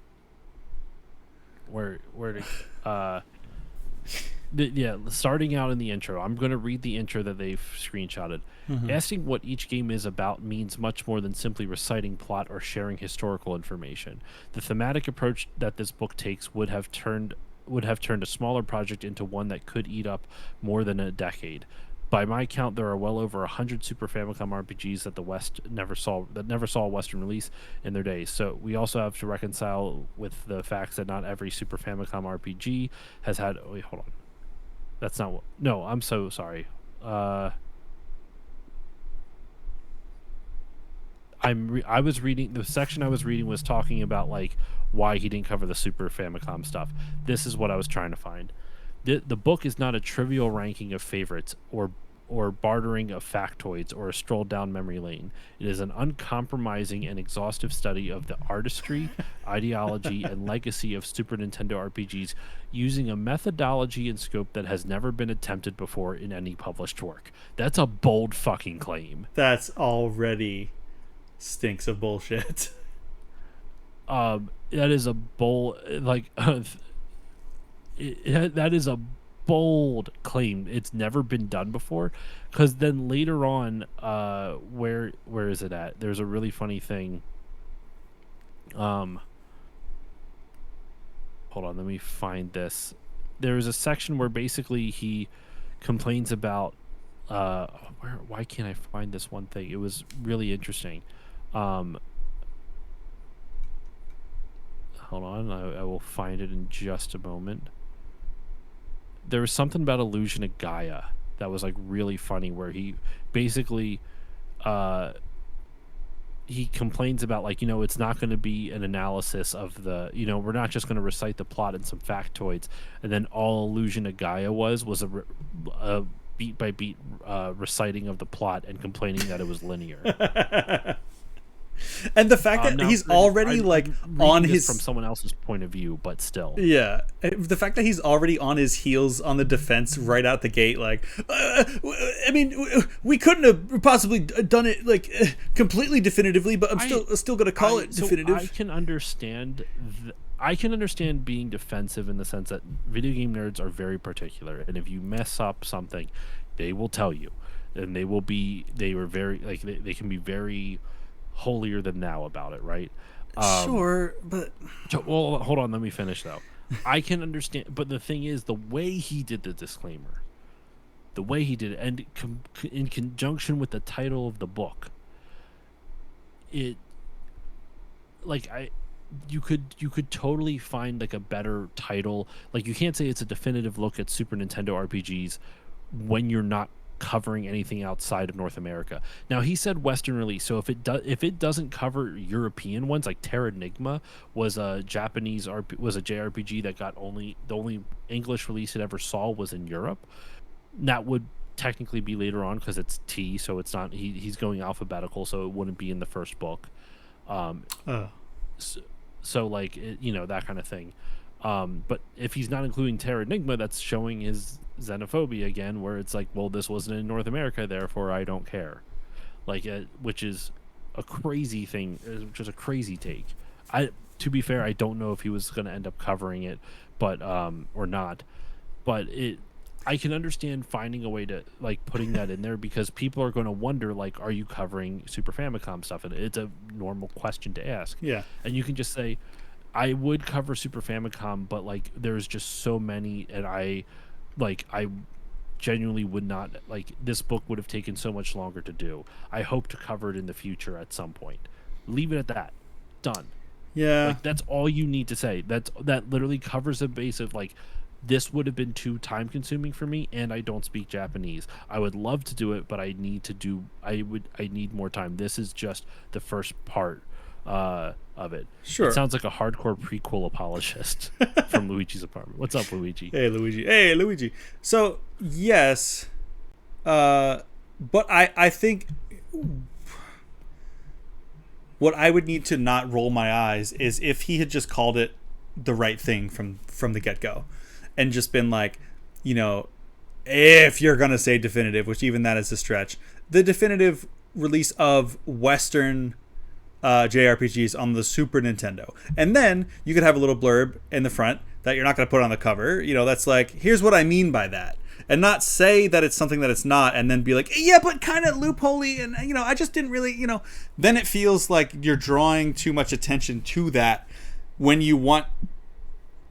What I thought when you said that originally was, I feel like I see pictures and stuff a lot of somebody taking a bathroom selfie or something, or a selfie in a mirror, and they're like, sorry for my messy room, or sorry for the gross mirror. And it's like, if you hadn't said that, then it wouldn't be a problem. But now all I'm thinking of is looking at the mirror, So, like, just say, or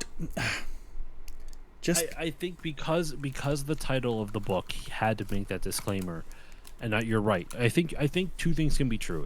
I think the title he has is a more interesting title than the definitive Western Super Nintendo RPG. Like, that's so long and cumbersome. With that said, like, I'm sure there was a more creative way. Like, you're a creative person. I'm sure you could have figured out a better way than that long title. But if you're going to keep this title, you need the disclaimer. And if you're going to need this disclaimer, you don't need to be so, like, I think you're right.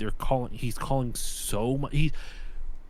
It's kind of like he's focusing too much on it. And now people are like, well, okay, now what the fuck?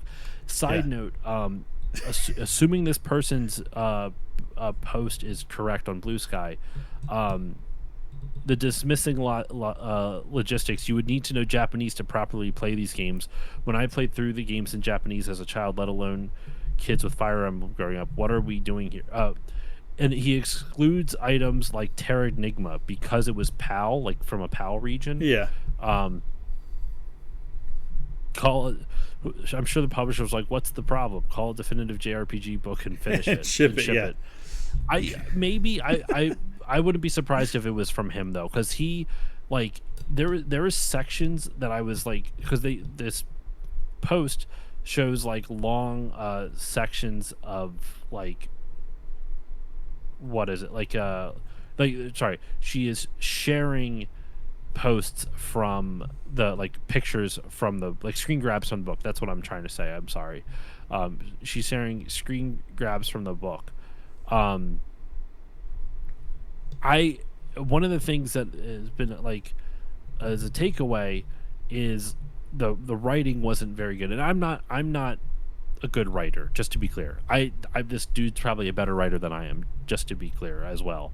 But like, let me read this excerpt here. This is not me taking things out of context. This is, I believe, I don't know which RPG he's talking about specifically.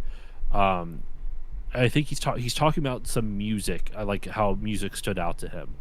And he goes, "This does not happen often, certainly not to me, but I can recall the first time I heard its music, composed by Yuko Takahara." Let me double check on this. I wonder if it's Breath of Fire. Breath of Fire 2.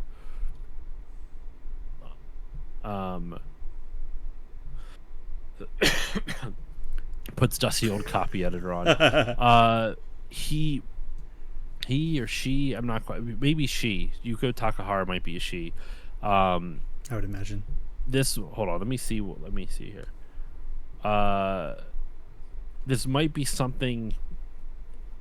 It's talking about Yuko Takahara's music. Breath of Fire 2, yeah. So this might be for Breath of Fire 2. Also, apparently, she's credited with stuff for Mega Man 6. So, in any case, I heard its music composed by Yuko Takahara.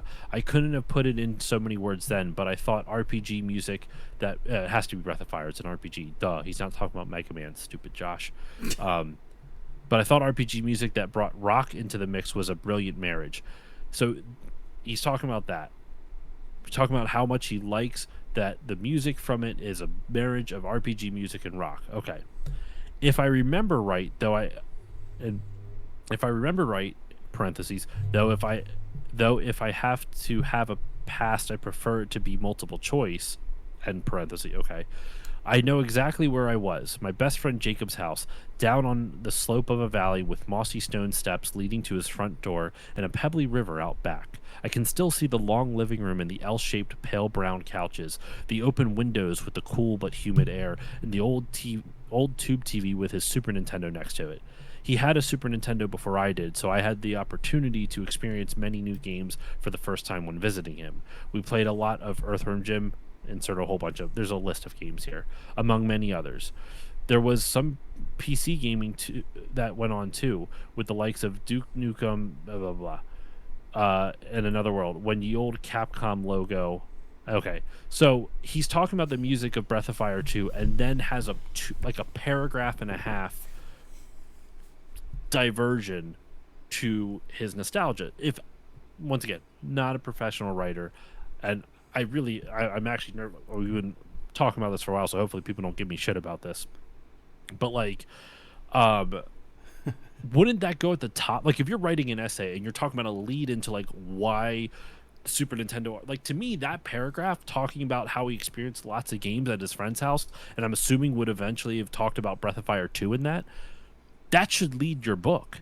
That's your lead in to get to like paint a picture of your nostalgia that made you want to write this book. Right. And then you go into the definitive stuff about books. And then you talk about hyper specific instances. Like, if you want to revert back to nostalgia, talk about hyper specific instances for that game.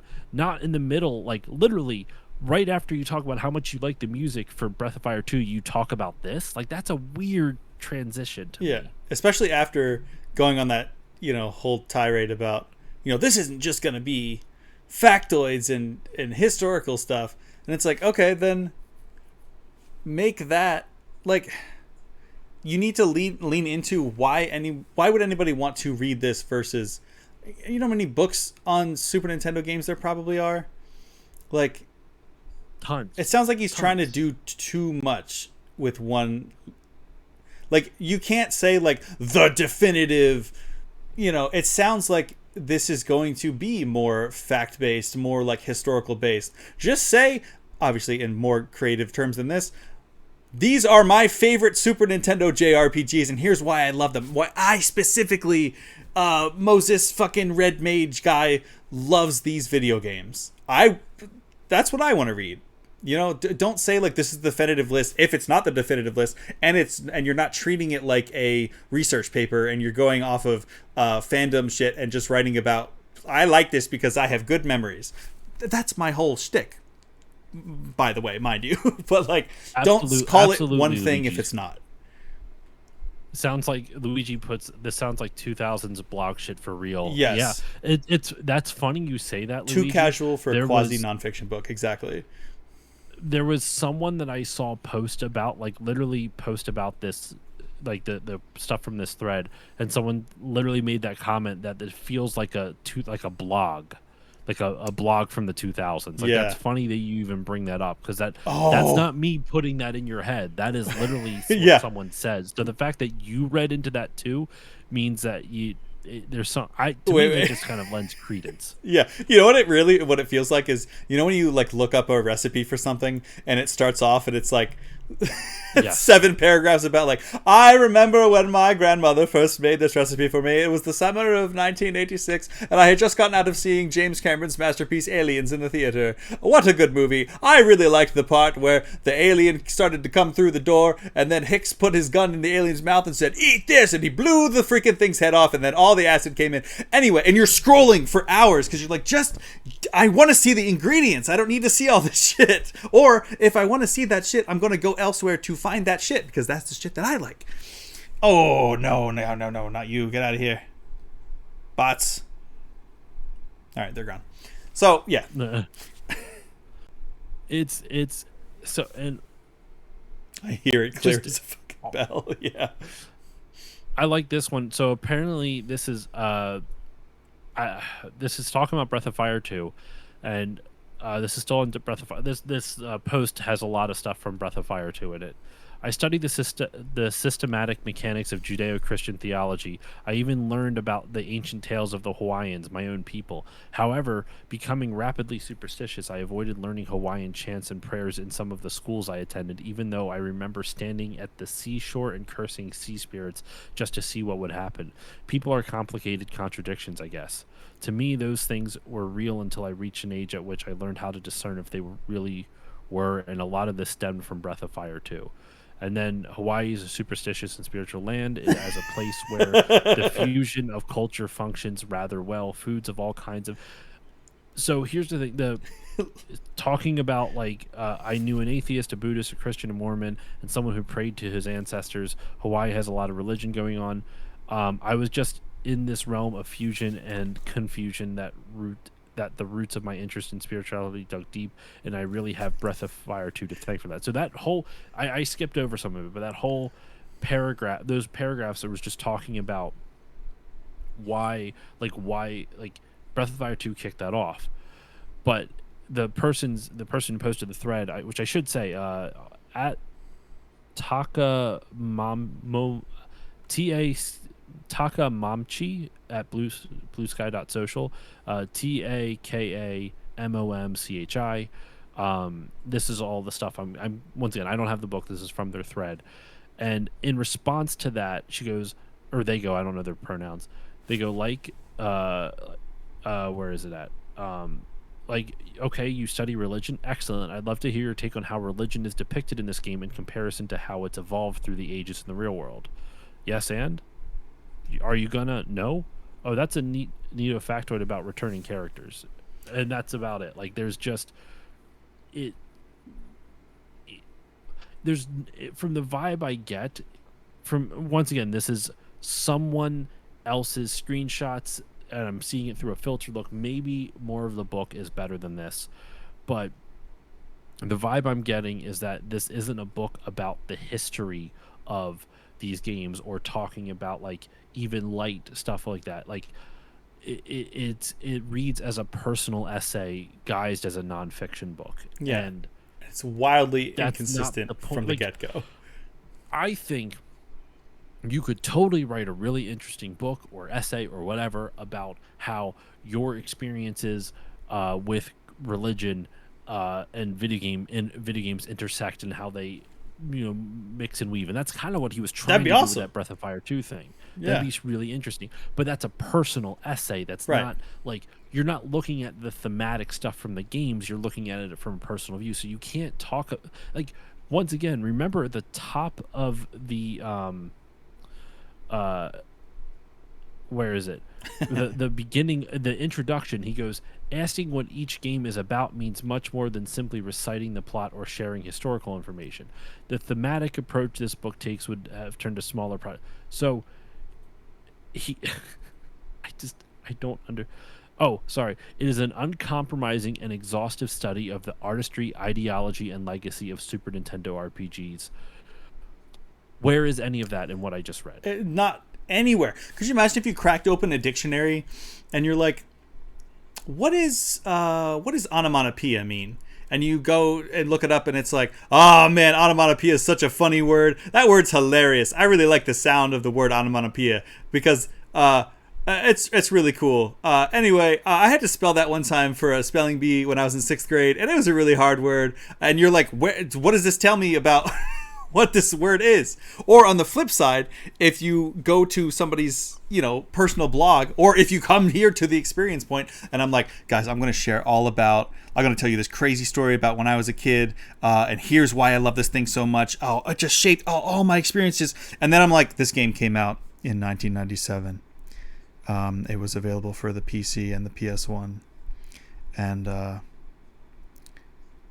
it's a good game.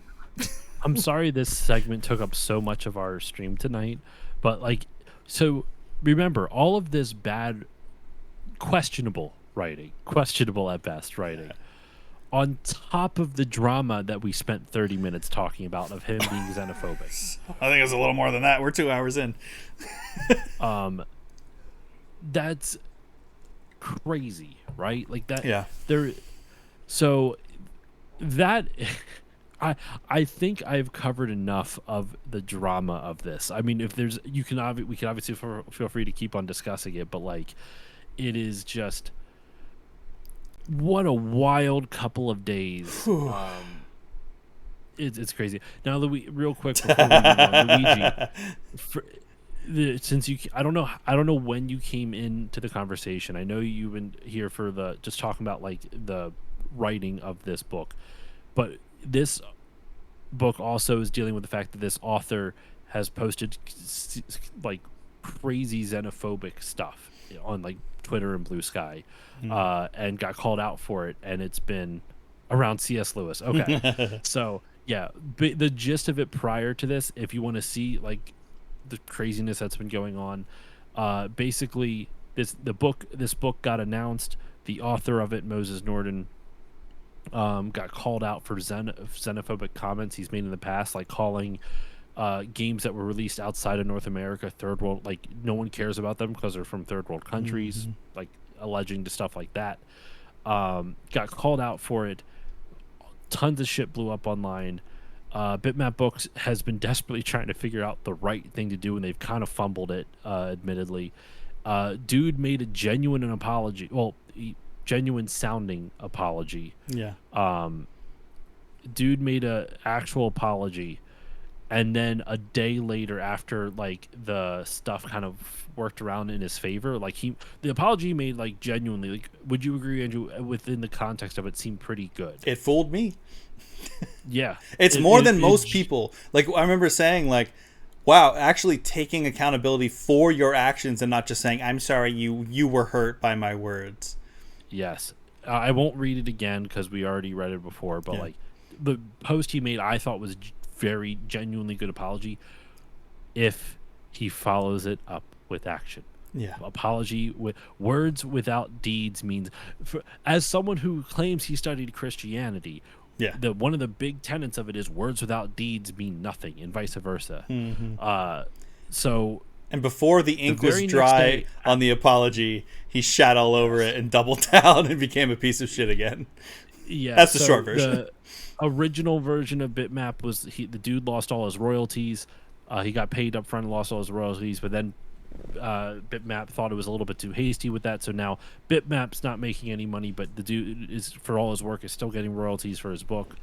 And after that came out, he posted on Twitter, "We did it. We beat cancel culture. You had my back, and Bitmap has my back.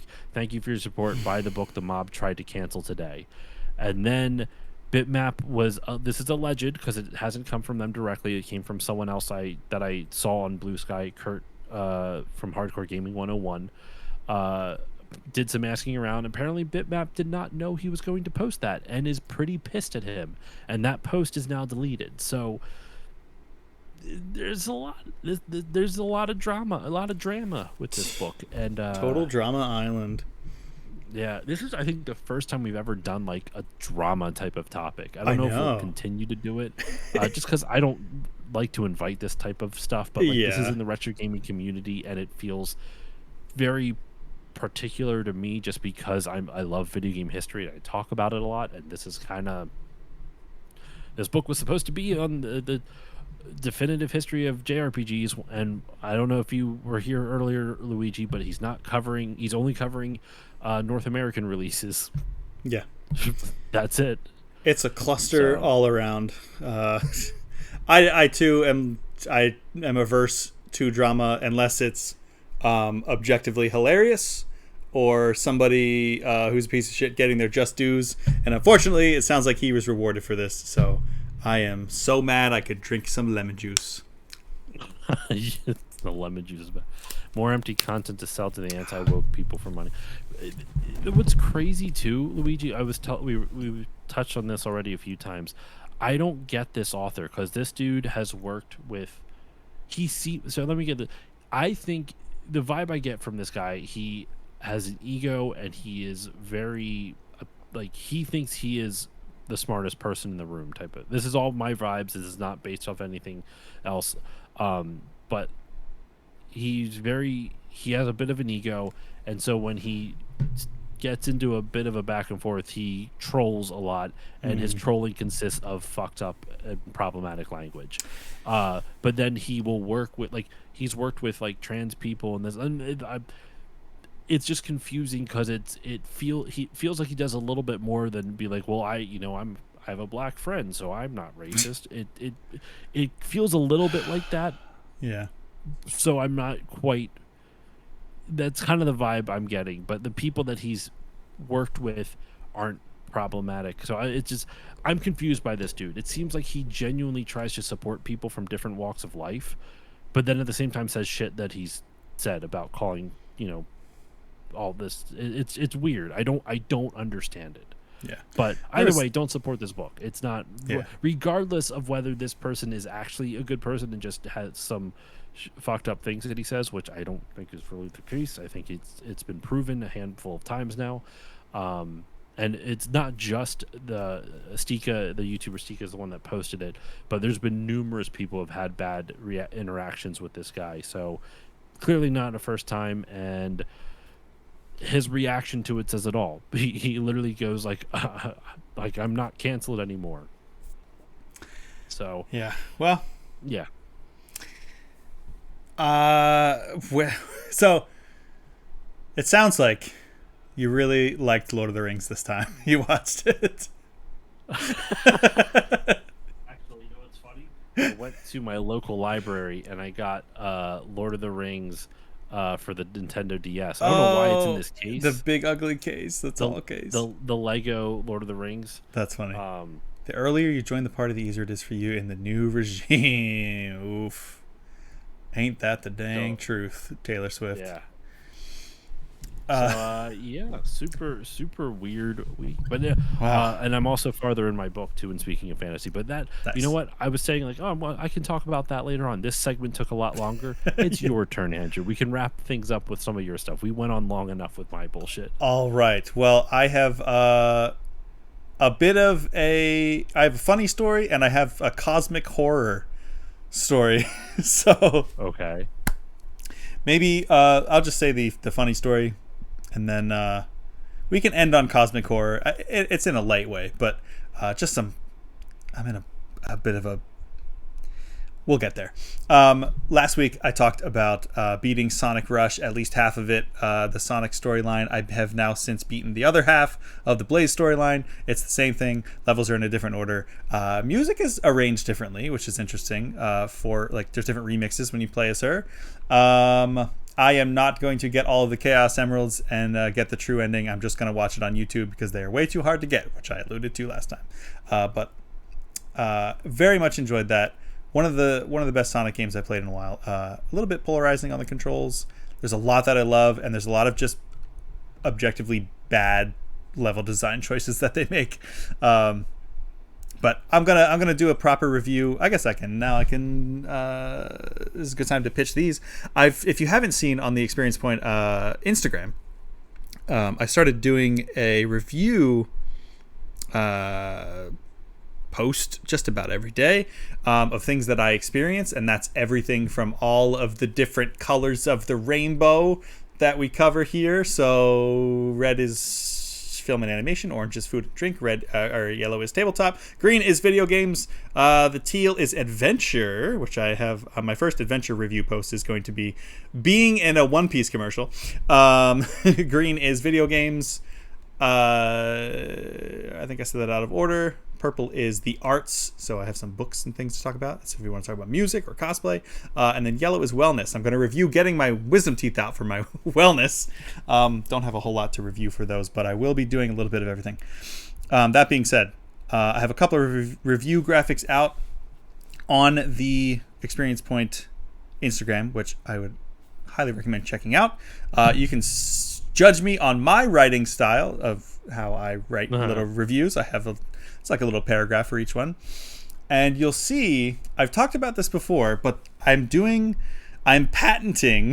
trademarking the U curve. Have I talked about the whole -10 and 10 being at the same level with you before? I'm so confused with what's happening.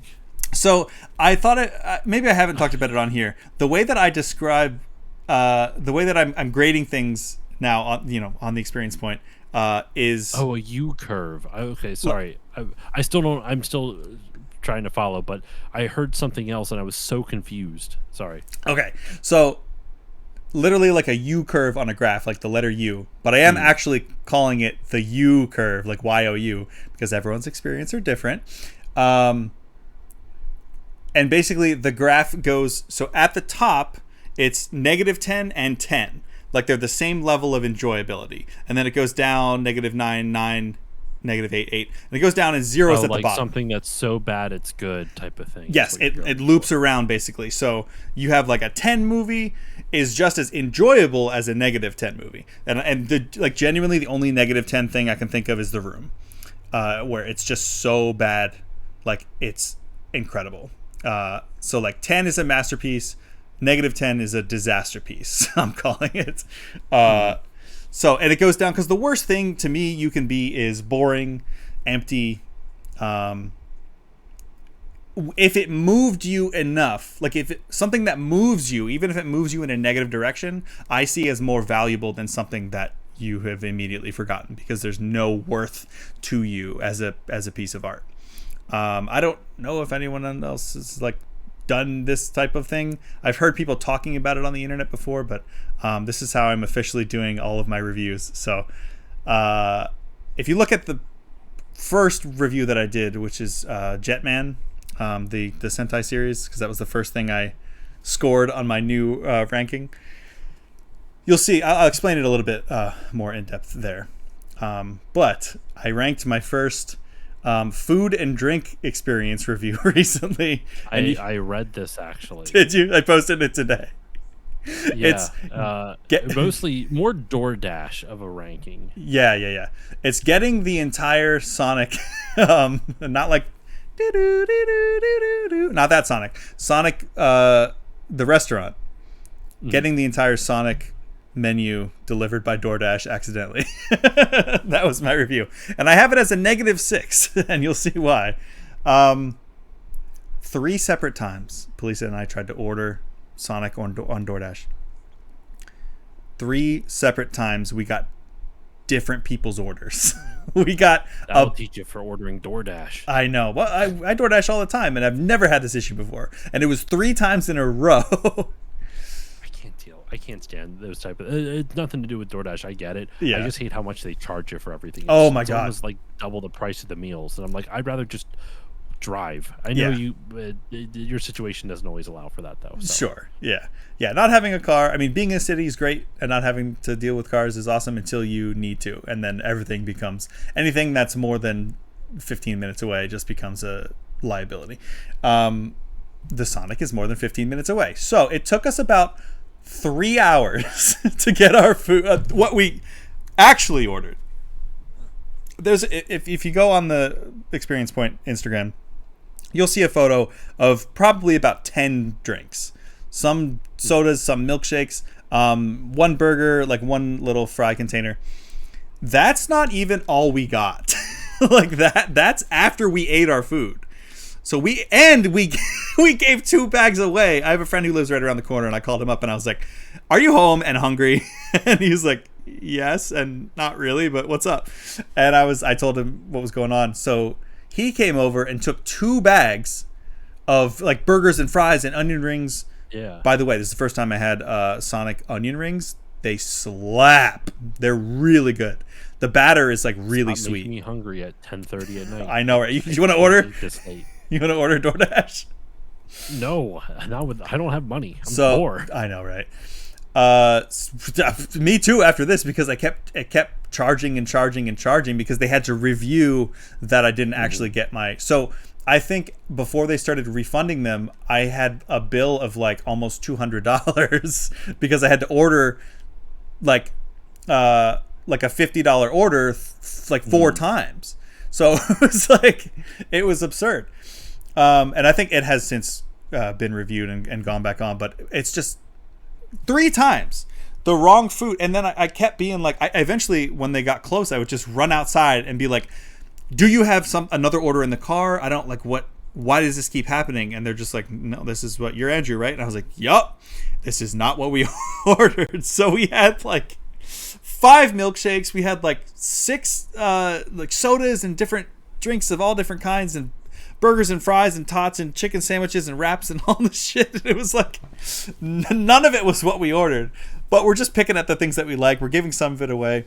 So there is a funny picture on the Instagram about that, and it's funny now in the moment, or it's funny now, but in the moment I was like, what the fuck is happening? Am I being punked right now? Like, do they have any food left at this point? Like, it was absurd. We watched an entire movie before we even got our food that we were gonna watch while eating. So it was just like, it was nuts. Oh, you're making me hungry. I know. I'm sorry. All I had for dinner tonight was a single slice of pizza and some Oreos. Oh my god. I'm a little hungry. That's like a college struggle meal. We have more food. It's just there was nothing that was appetizing. Though I am craving some like pretzels. Some pretzels sound really nice. Ooh, yeah, typical Philly guy. Oh yeah. So yeah, that was a bit of a ridiculous experience. And so as you'll see, I ranked that -6 on the U curve because I think do you have somewhere like on there that you explain the U curve? Because otherwise it's very like looking at your most recent post, I have no idea where the like other than like the now that I understand how it works, it makes a lot of sense, which actually surprises me because technically then 0 would be like the worst thing you possibly could do. It is. But -6, it's like it's slightly up there as like it's bad, but it was still enjoyable because we got a bunch of free food out of it. But True. The bad part was that it was like a 0 would have been like we ordered it and then I felt like that was a complete waste because it was completely forgettable. If I hated it and I went on a huge tirade, but at least it was memorable, then that would be higher.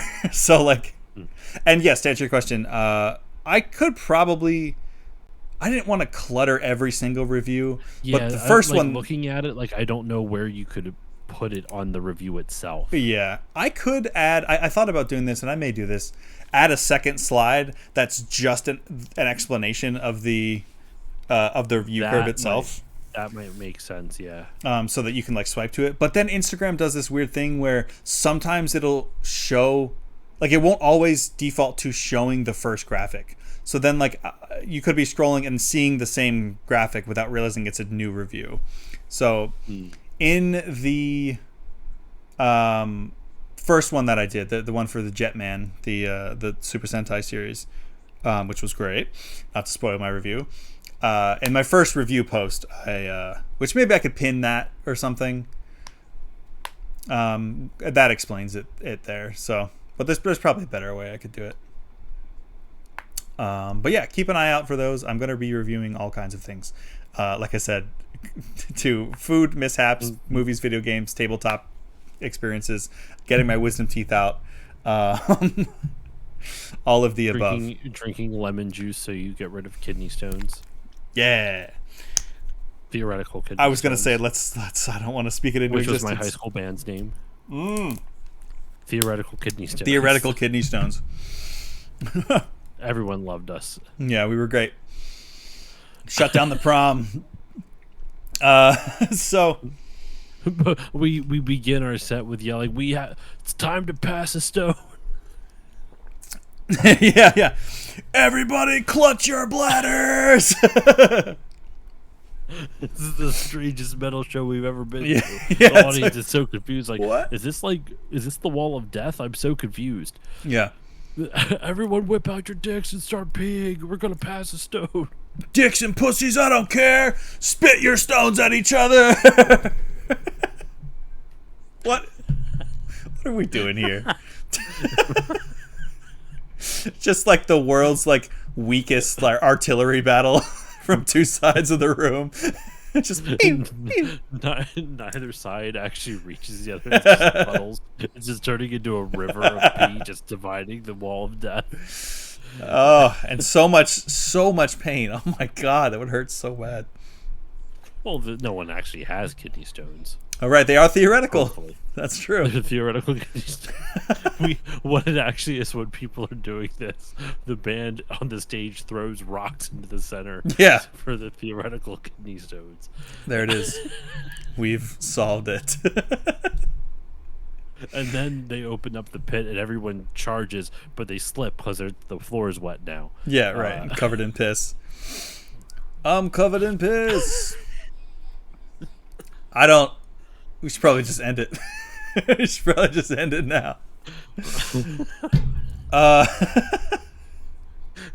So fucking gross. It's definitely getting late. Yeah, it's like 10:40, and I actually have to shower tonight. I need to wash up. I do too. We should just save water and just do it together. I'll be there in 5. What if one of these days would be so funny if I just like got up like off the couch and I just came into your frame and I was like, we actually were in the same house this whole time and not like 2 hours away from each other. You have a white wall. I should bring all my background stuff and my microphone and just go to a different room in your house. Oh my god! So it looks like everything's the same here, and then April you just, 1st walk into frame. That'd be really funny. Yeah. It'd be so funny for everyone except whoever is here in the stream right now or who is watching this on YouTube right now. It'll still be funny. You'll be in on it. You can be like, haha, I was in on it. I knew they were going to do this. Remember theoretical kidney stones? And we'll be like, what the fuck are you talking about? It's been 10 months since then. Anyway, I have something sobering to end on. What a hard right turn. Yeah, I have to. we gotta get out of there. I'm going to slip on a stone. I don't know how to rectify this, but we talked about it. It's going to get a little bit heavy, but then it's going to get much lighter, but then it's going to get heavy again. Just preparing you now for this roller coaster ride. Okay. We've talked about just the anxiety and depression of existing in late stage capitalism, fucking fascism, America with 3 Ks. Mm-hmm. I have taken to something that I have done that I do to decompress, and it's something like a short form, not even media, but like I've been watching a lot of like these TikTok videos of and it is AI, and we're gonna talk about the AI portion of this. Videos of what? Sorry, you cut out. I just said I'm preambling to explain what it is, but it's AI videos of either. Are you familiar with the aesthetic of Fruitager Arrow? I have no idea what that is. Okay, it's like, remember how every piece of like commercials for technology, like in the Windows XP era, was all just like, and the dashboards and stuff were all just like clean glass and water and fish and green cities and just like, or like our textbooks when we were in school were just like, they showed the future and it was all hopeful and everything was filled with life and tropical fish and beaches and stuff. and just clean water and skies. And so that aesthetic, I guess, is called fruited your arrow. And I've come across a lot of like, yes, it's AI generated videos, and we're gonna that's relevant, of just like cityscapes like that. Or like another aesthetic that I really like to escape into is like solar punk. Have you seen anything solar punk? Probably. So it's just cyberpunk, but instead of the cyber, it's just like big solar panels, giant wind turbines, bright blue skies. Like both of these, the common line between both of these like aesthetics is like the future that we were promised. And I've been in so much despair about the future that we got that I've been wanting to disappear into the future that was promised to us. That was apparently all a lie.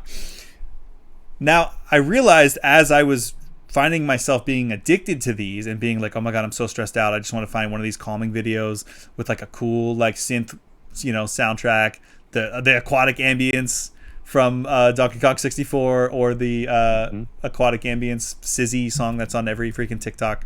I realized that I was like, oh my God, I'm living Black Mirror right now, because I'm escaping into this fake AI generated world. Like I'm feeding into AI, which is actively damaging our real world in order to find this fake world, to find some comfort. And I've been like spiraling out of control since, because I can't rectify that. And it's not like there's media out there it's very limited, the media out there that's actually being made handcrafted by artists that are in these aesthetics.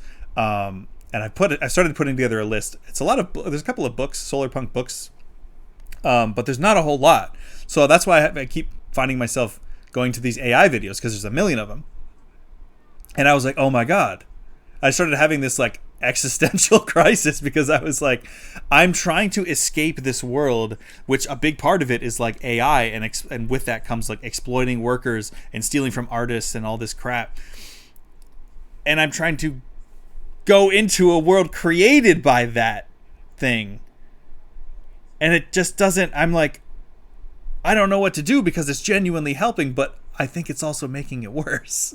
So I don't know. I just wanted to share that. I feel like I'm living a microcosm of an episode of Black Mirror somehow.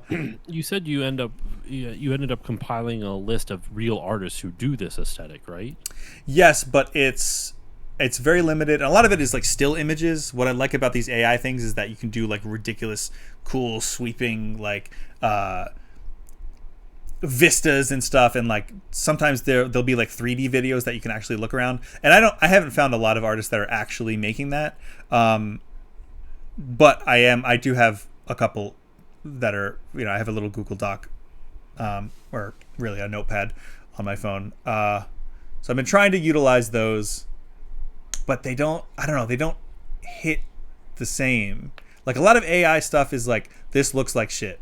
But for some reason, these particular aesthetics, I think because they are digital futures, they look kind of like bad video games.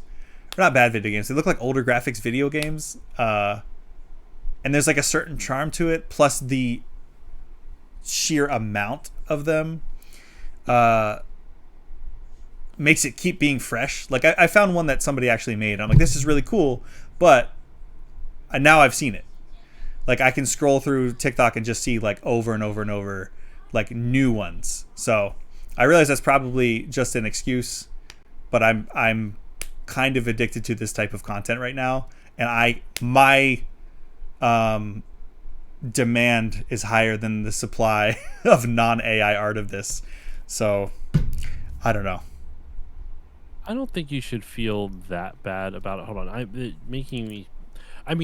listen, I don't think you should feel bad about enjoying it.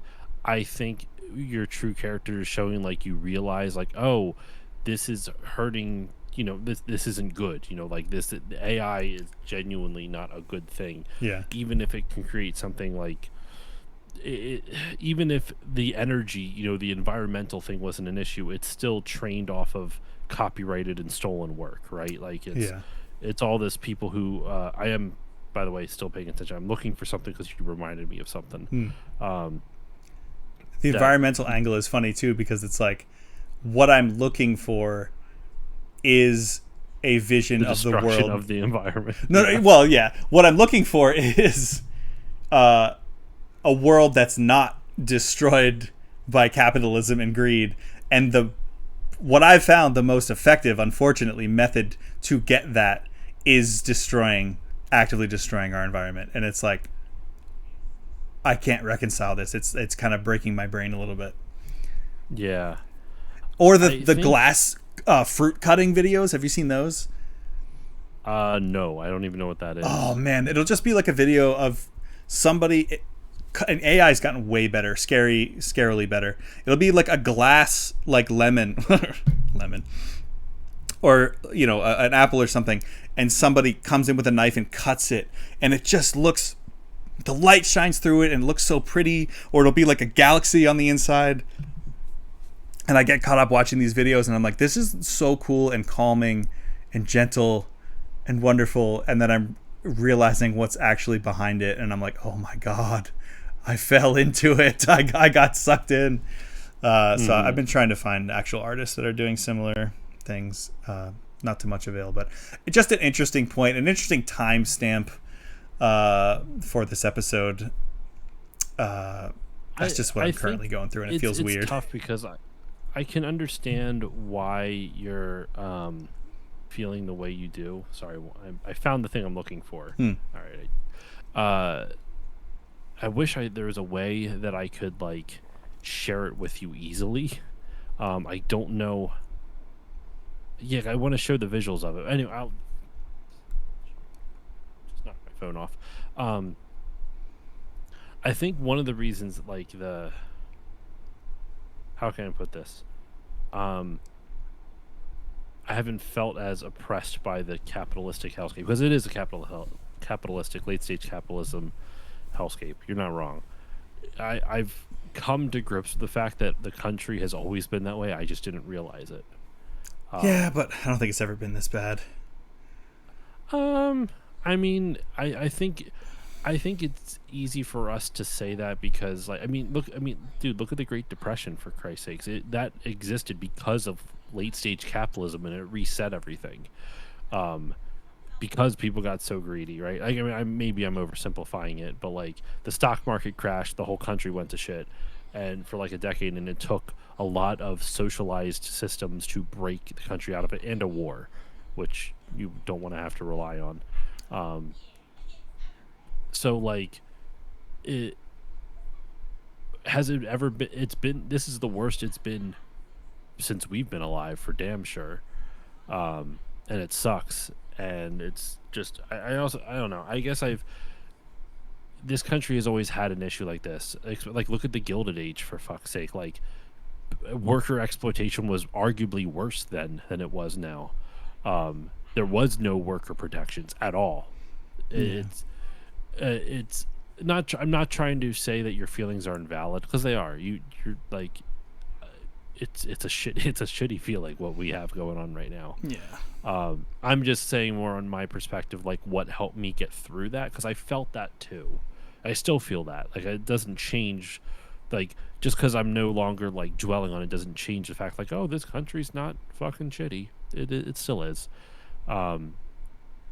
It just, I think it's more or less, it doesn't bog me down anymore. I'm acknowledging this situation, and I'm not saying that, I'm this I feel like I'm coming off very holier than thou. I apologize if that's the case. I don't mean it that way.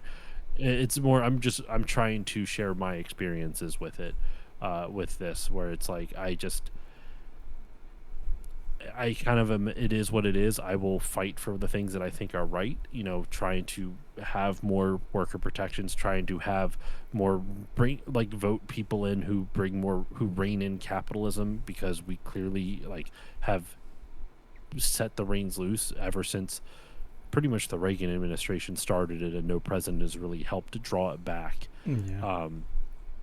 That's a discussion for another day. I think we're like 5 years away from complete irreparable planetary damage, and AI is taking that straight up. We'll see what happens. Once again, I can't worry about that, because that worry doesn't help me. that just cripples me. I know it's a problem. I do what I can to not support it. I do what I can to tell other people that within my vicinity, don't support it. Also, getting involved, which I'm not, but I should be involved in local elections, because a lot of local government stuff, like if you don't want an AI data center to get built in your local place, They're trying to you do need one to here. go to those places. You have to go to those town halls and be like, hey, Yep. and especially like, nice thing is I think old people are even gonna. Usually, it's the old people who show up to those because they're retired and that type of stuff. Yeah. With that said, I think even they would be like, no, we don't want this. Yeah. Now, so that's kind of like all feelings are valid. It's okay to feel that crippling anxiety and depression, but if you want to if you don't want to sit in it, I don't know. It to me, I don't like sitting in it because it doesn't do anything. It just makes me feel worse, Yeah. So sometimes I don't have a try choice, to acknowledge it, name it, and not move on as like dismissing it, saying it's not a problem or it's not like my feelings were invalid. They're valid, but the crippling part, I don't like the dwelling on it. It doesn't help. For me, at least, I don't either, but now, on a complete non sequitur, yes, well, sort of, on a hard left turn, you're talking about like retro aesthetics. Do you have your computer up, right? Like, yeah, that's what I'm on right streaming. Josh, do you have? Are you on Steam at all right now? I can be. You don't have to be. Let me see if it comes up if you Google what I'm talking about. There is a new game that's in development. It's an indie game called Project Shadowglass. And why did my camera go black? Oh, it does that sometimes when I open other applications. Let me see. Like, that's very strange. If you go, it's on Steam right now. You can wishlist it. I highly recommend wishlisting it. But basically, it's a first-person stealth adventure game. Okay. A stealth-focused immersive sim set within a dark fantasy kingdom. The graphics, though, I think are what's going to. It's not solar punk, which is what you're looking for, but. You were talking about like kind of like retro vibes type of thing. This is like straight up retro vibes. It's really cool looking. Oh, okay. Yeah, this is this feels like Windows 95, like point and click games. Not quite right. Not quite this it's brand. Not the aesthetic you're going for. But this era, definitely. Yeah. I've been listening to a lot of music that sounds like it would be from this type of game, though. A lot of like, so I don't know, vaporwave. Yeah, so I don't know if this would like it. I know you're looking for solar punk. This is clearly high fantasy, dark fantasy, that kind of thing. But it's not made by AI. I can tell you that. Yeah. The guy. There's a lot of people who are like, if you go to their Instagram page for Starhelm Studios is the name of the studios, of the studio, and the game, like I said, is called Project Shadowglass. There's a lot of responses on to like TikTok saying like, I don't believe this is real. This is AI, and then they have videos of them like bringing up their like dev kit or their development program. Which I guess they're working in a program called Godot, and it just shows them like actively working on it. Okay. So it's kind of cool. I thought you might. Like I said, I know fantasy isn't really your thing per se. I don't believe. But like it. I like it enough. I like enough fantasy. It's just not. And my I didn't. First. Yeah, I don't even know. I just thought this visual aesthetic looked really cool. Yeah, it is cool. It reminds me of like There's Windows 90. That's a perfect example, like Windows 95 point-and-click adventure game. Yeah, like the pre-rendered backgrounds, Yeah. There was a game that I actually started listening as part of this. I started watching a playthrough of it and listening to the soundtrack, and it sent me into another universe. There was a game, just through the nostalgia, there's a pack-in game that we had on our Packard Bell computer, the Windows 95. It was called Journeyman Project Turbo, and it was just like this weird point-and-click sci-fi time travel-y game. But the music, like the main theme of the game, and the music from the first area of the game, is just like a 20-second loop, 30-second loop at tops. And it is just so... I've been trying to... Actually, this is something really cool that I've been experiencing along the same vein. I was trying to find music that sounded like that. And I was like, it's not vaporwave. It's not... it was kind of sci-fi, but it was also kind of like... world music. Like, I'm using that in 90s terms, like before they had a better way to describe that. And honestly, the closest thing that I have found is, do you remember the actually I'm gonna play something into the microphone for you, and I'm gonna see if it if you have an emotional reaction.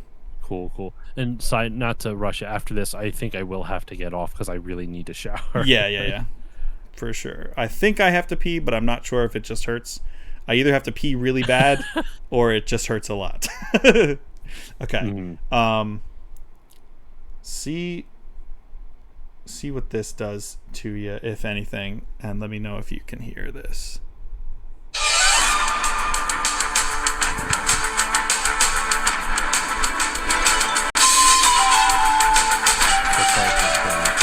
Can't? Okay. Let me check. No, I can't hear anything. Okay. Oh wait, I can just... Why? Could you send me the link? Yeah. And I will... Could you send me the link? Whoa. And I will... I forgot it was still playing. I heard that. Yeah, that's so weird. I was literally playing music. I'm going to send this in Discord. And I think you've been able to play music through Discord before, right? I have to share my screen to do it, if you would like me to do okay. that real quick. Yeah, sure. All my 90s kids, fellow 90s kids, you're about to be sent, in early 2000s, I would say, back in time. All right, so it's gonna... All right, this should be it then. Yeah, I can hear it.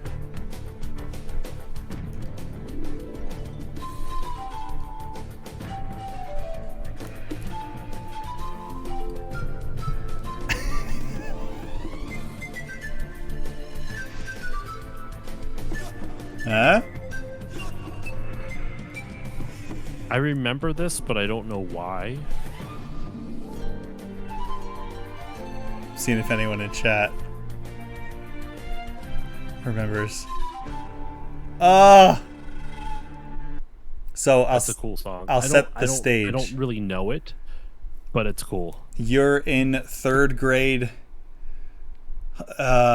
science class, and the substitute teacher comes in and wheels in the old big tube TV that's strapped down to the table, and you watch a VHS, and it starts with that song, and you learn about dinosaurs or alligators or elephants. It's called the Eyewitness. What's that thing called? Eyewitness. I don't fucking know. It's right there in the thing that I sent you. Oh, it's literally just called Eyewitness. It's yeah. It was just like educational videos. So that I went down the rabbit hole of trying to find what that style of music is called, and there's a bunch of artists. I think the one guy's called Dan Winters. he makes and there's a bunch of artists that make music that sound like that, and it's like I've heard it called like Encarta wave or like utopian scholastic, where it just sounds like learning. It sounds like being in a museum in the 90s, and or like playing those educational video games like on the Windows 95. Like, oh man, that sent me down into a nostalgia time travel trip. But it's still not quite the same vibe that I was looking for. But it's as close as I think I could get. I mean, when you get the pan flutes going in, you get like the the synthy drums. I love it. But those are the things that I've been experiencing. It's funny to try to escape from reality a bit. The last thing I will share then, just real quick before we go, because we do have to go. This is a song that you're talking about, songs from your childhood. I used to watch NFL Prime. You ever watch NFL Primetime as a kid? I don't think so. It was just a highlight show of like all the stuff that happened during the football games during that Sunday NFL games. This song fucking slaps. It was probably, it was around the same time, like early aughts, I would say. Can you hear it? No. You can't? Why did it work before? You were able to... I don't know. You're able to... You heard it before, though, right? The link you sent me. Yeah, I heard that just fine. And which means it should have gone through the stream. I hope people heard that. If not, it would probably just sound insane. Share stream audio.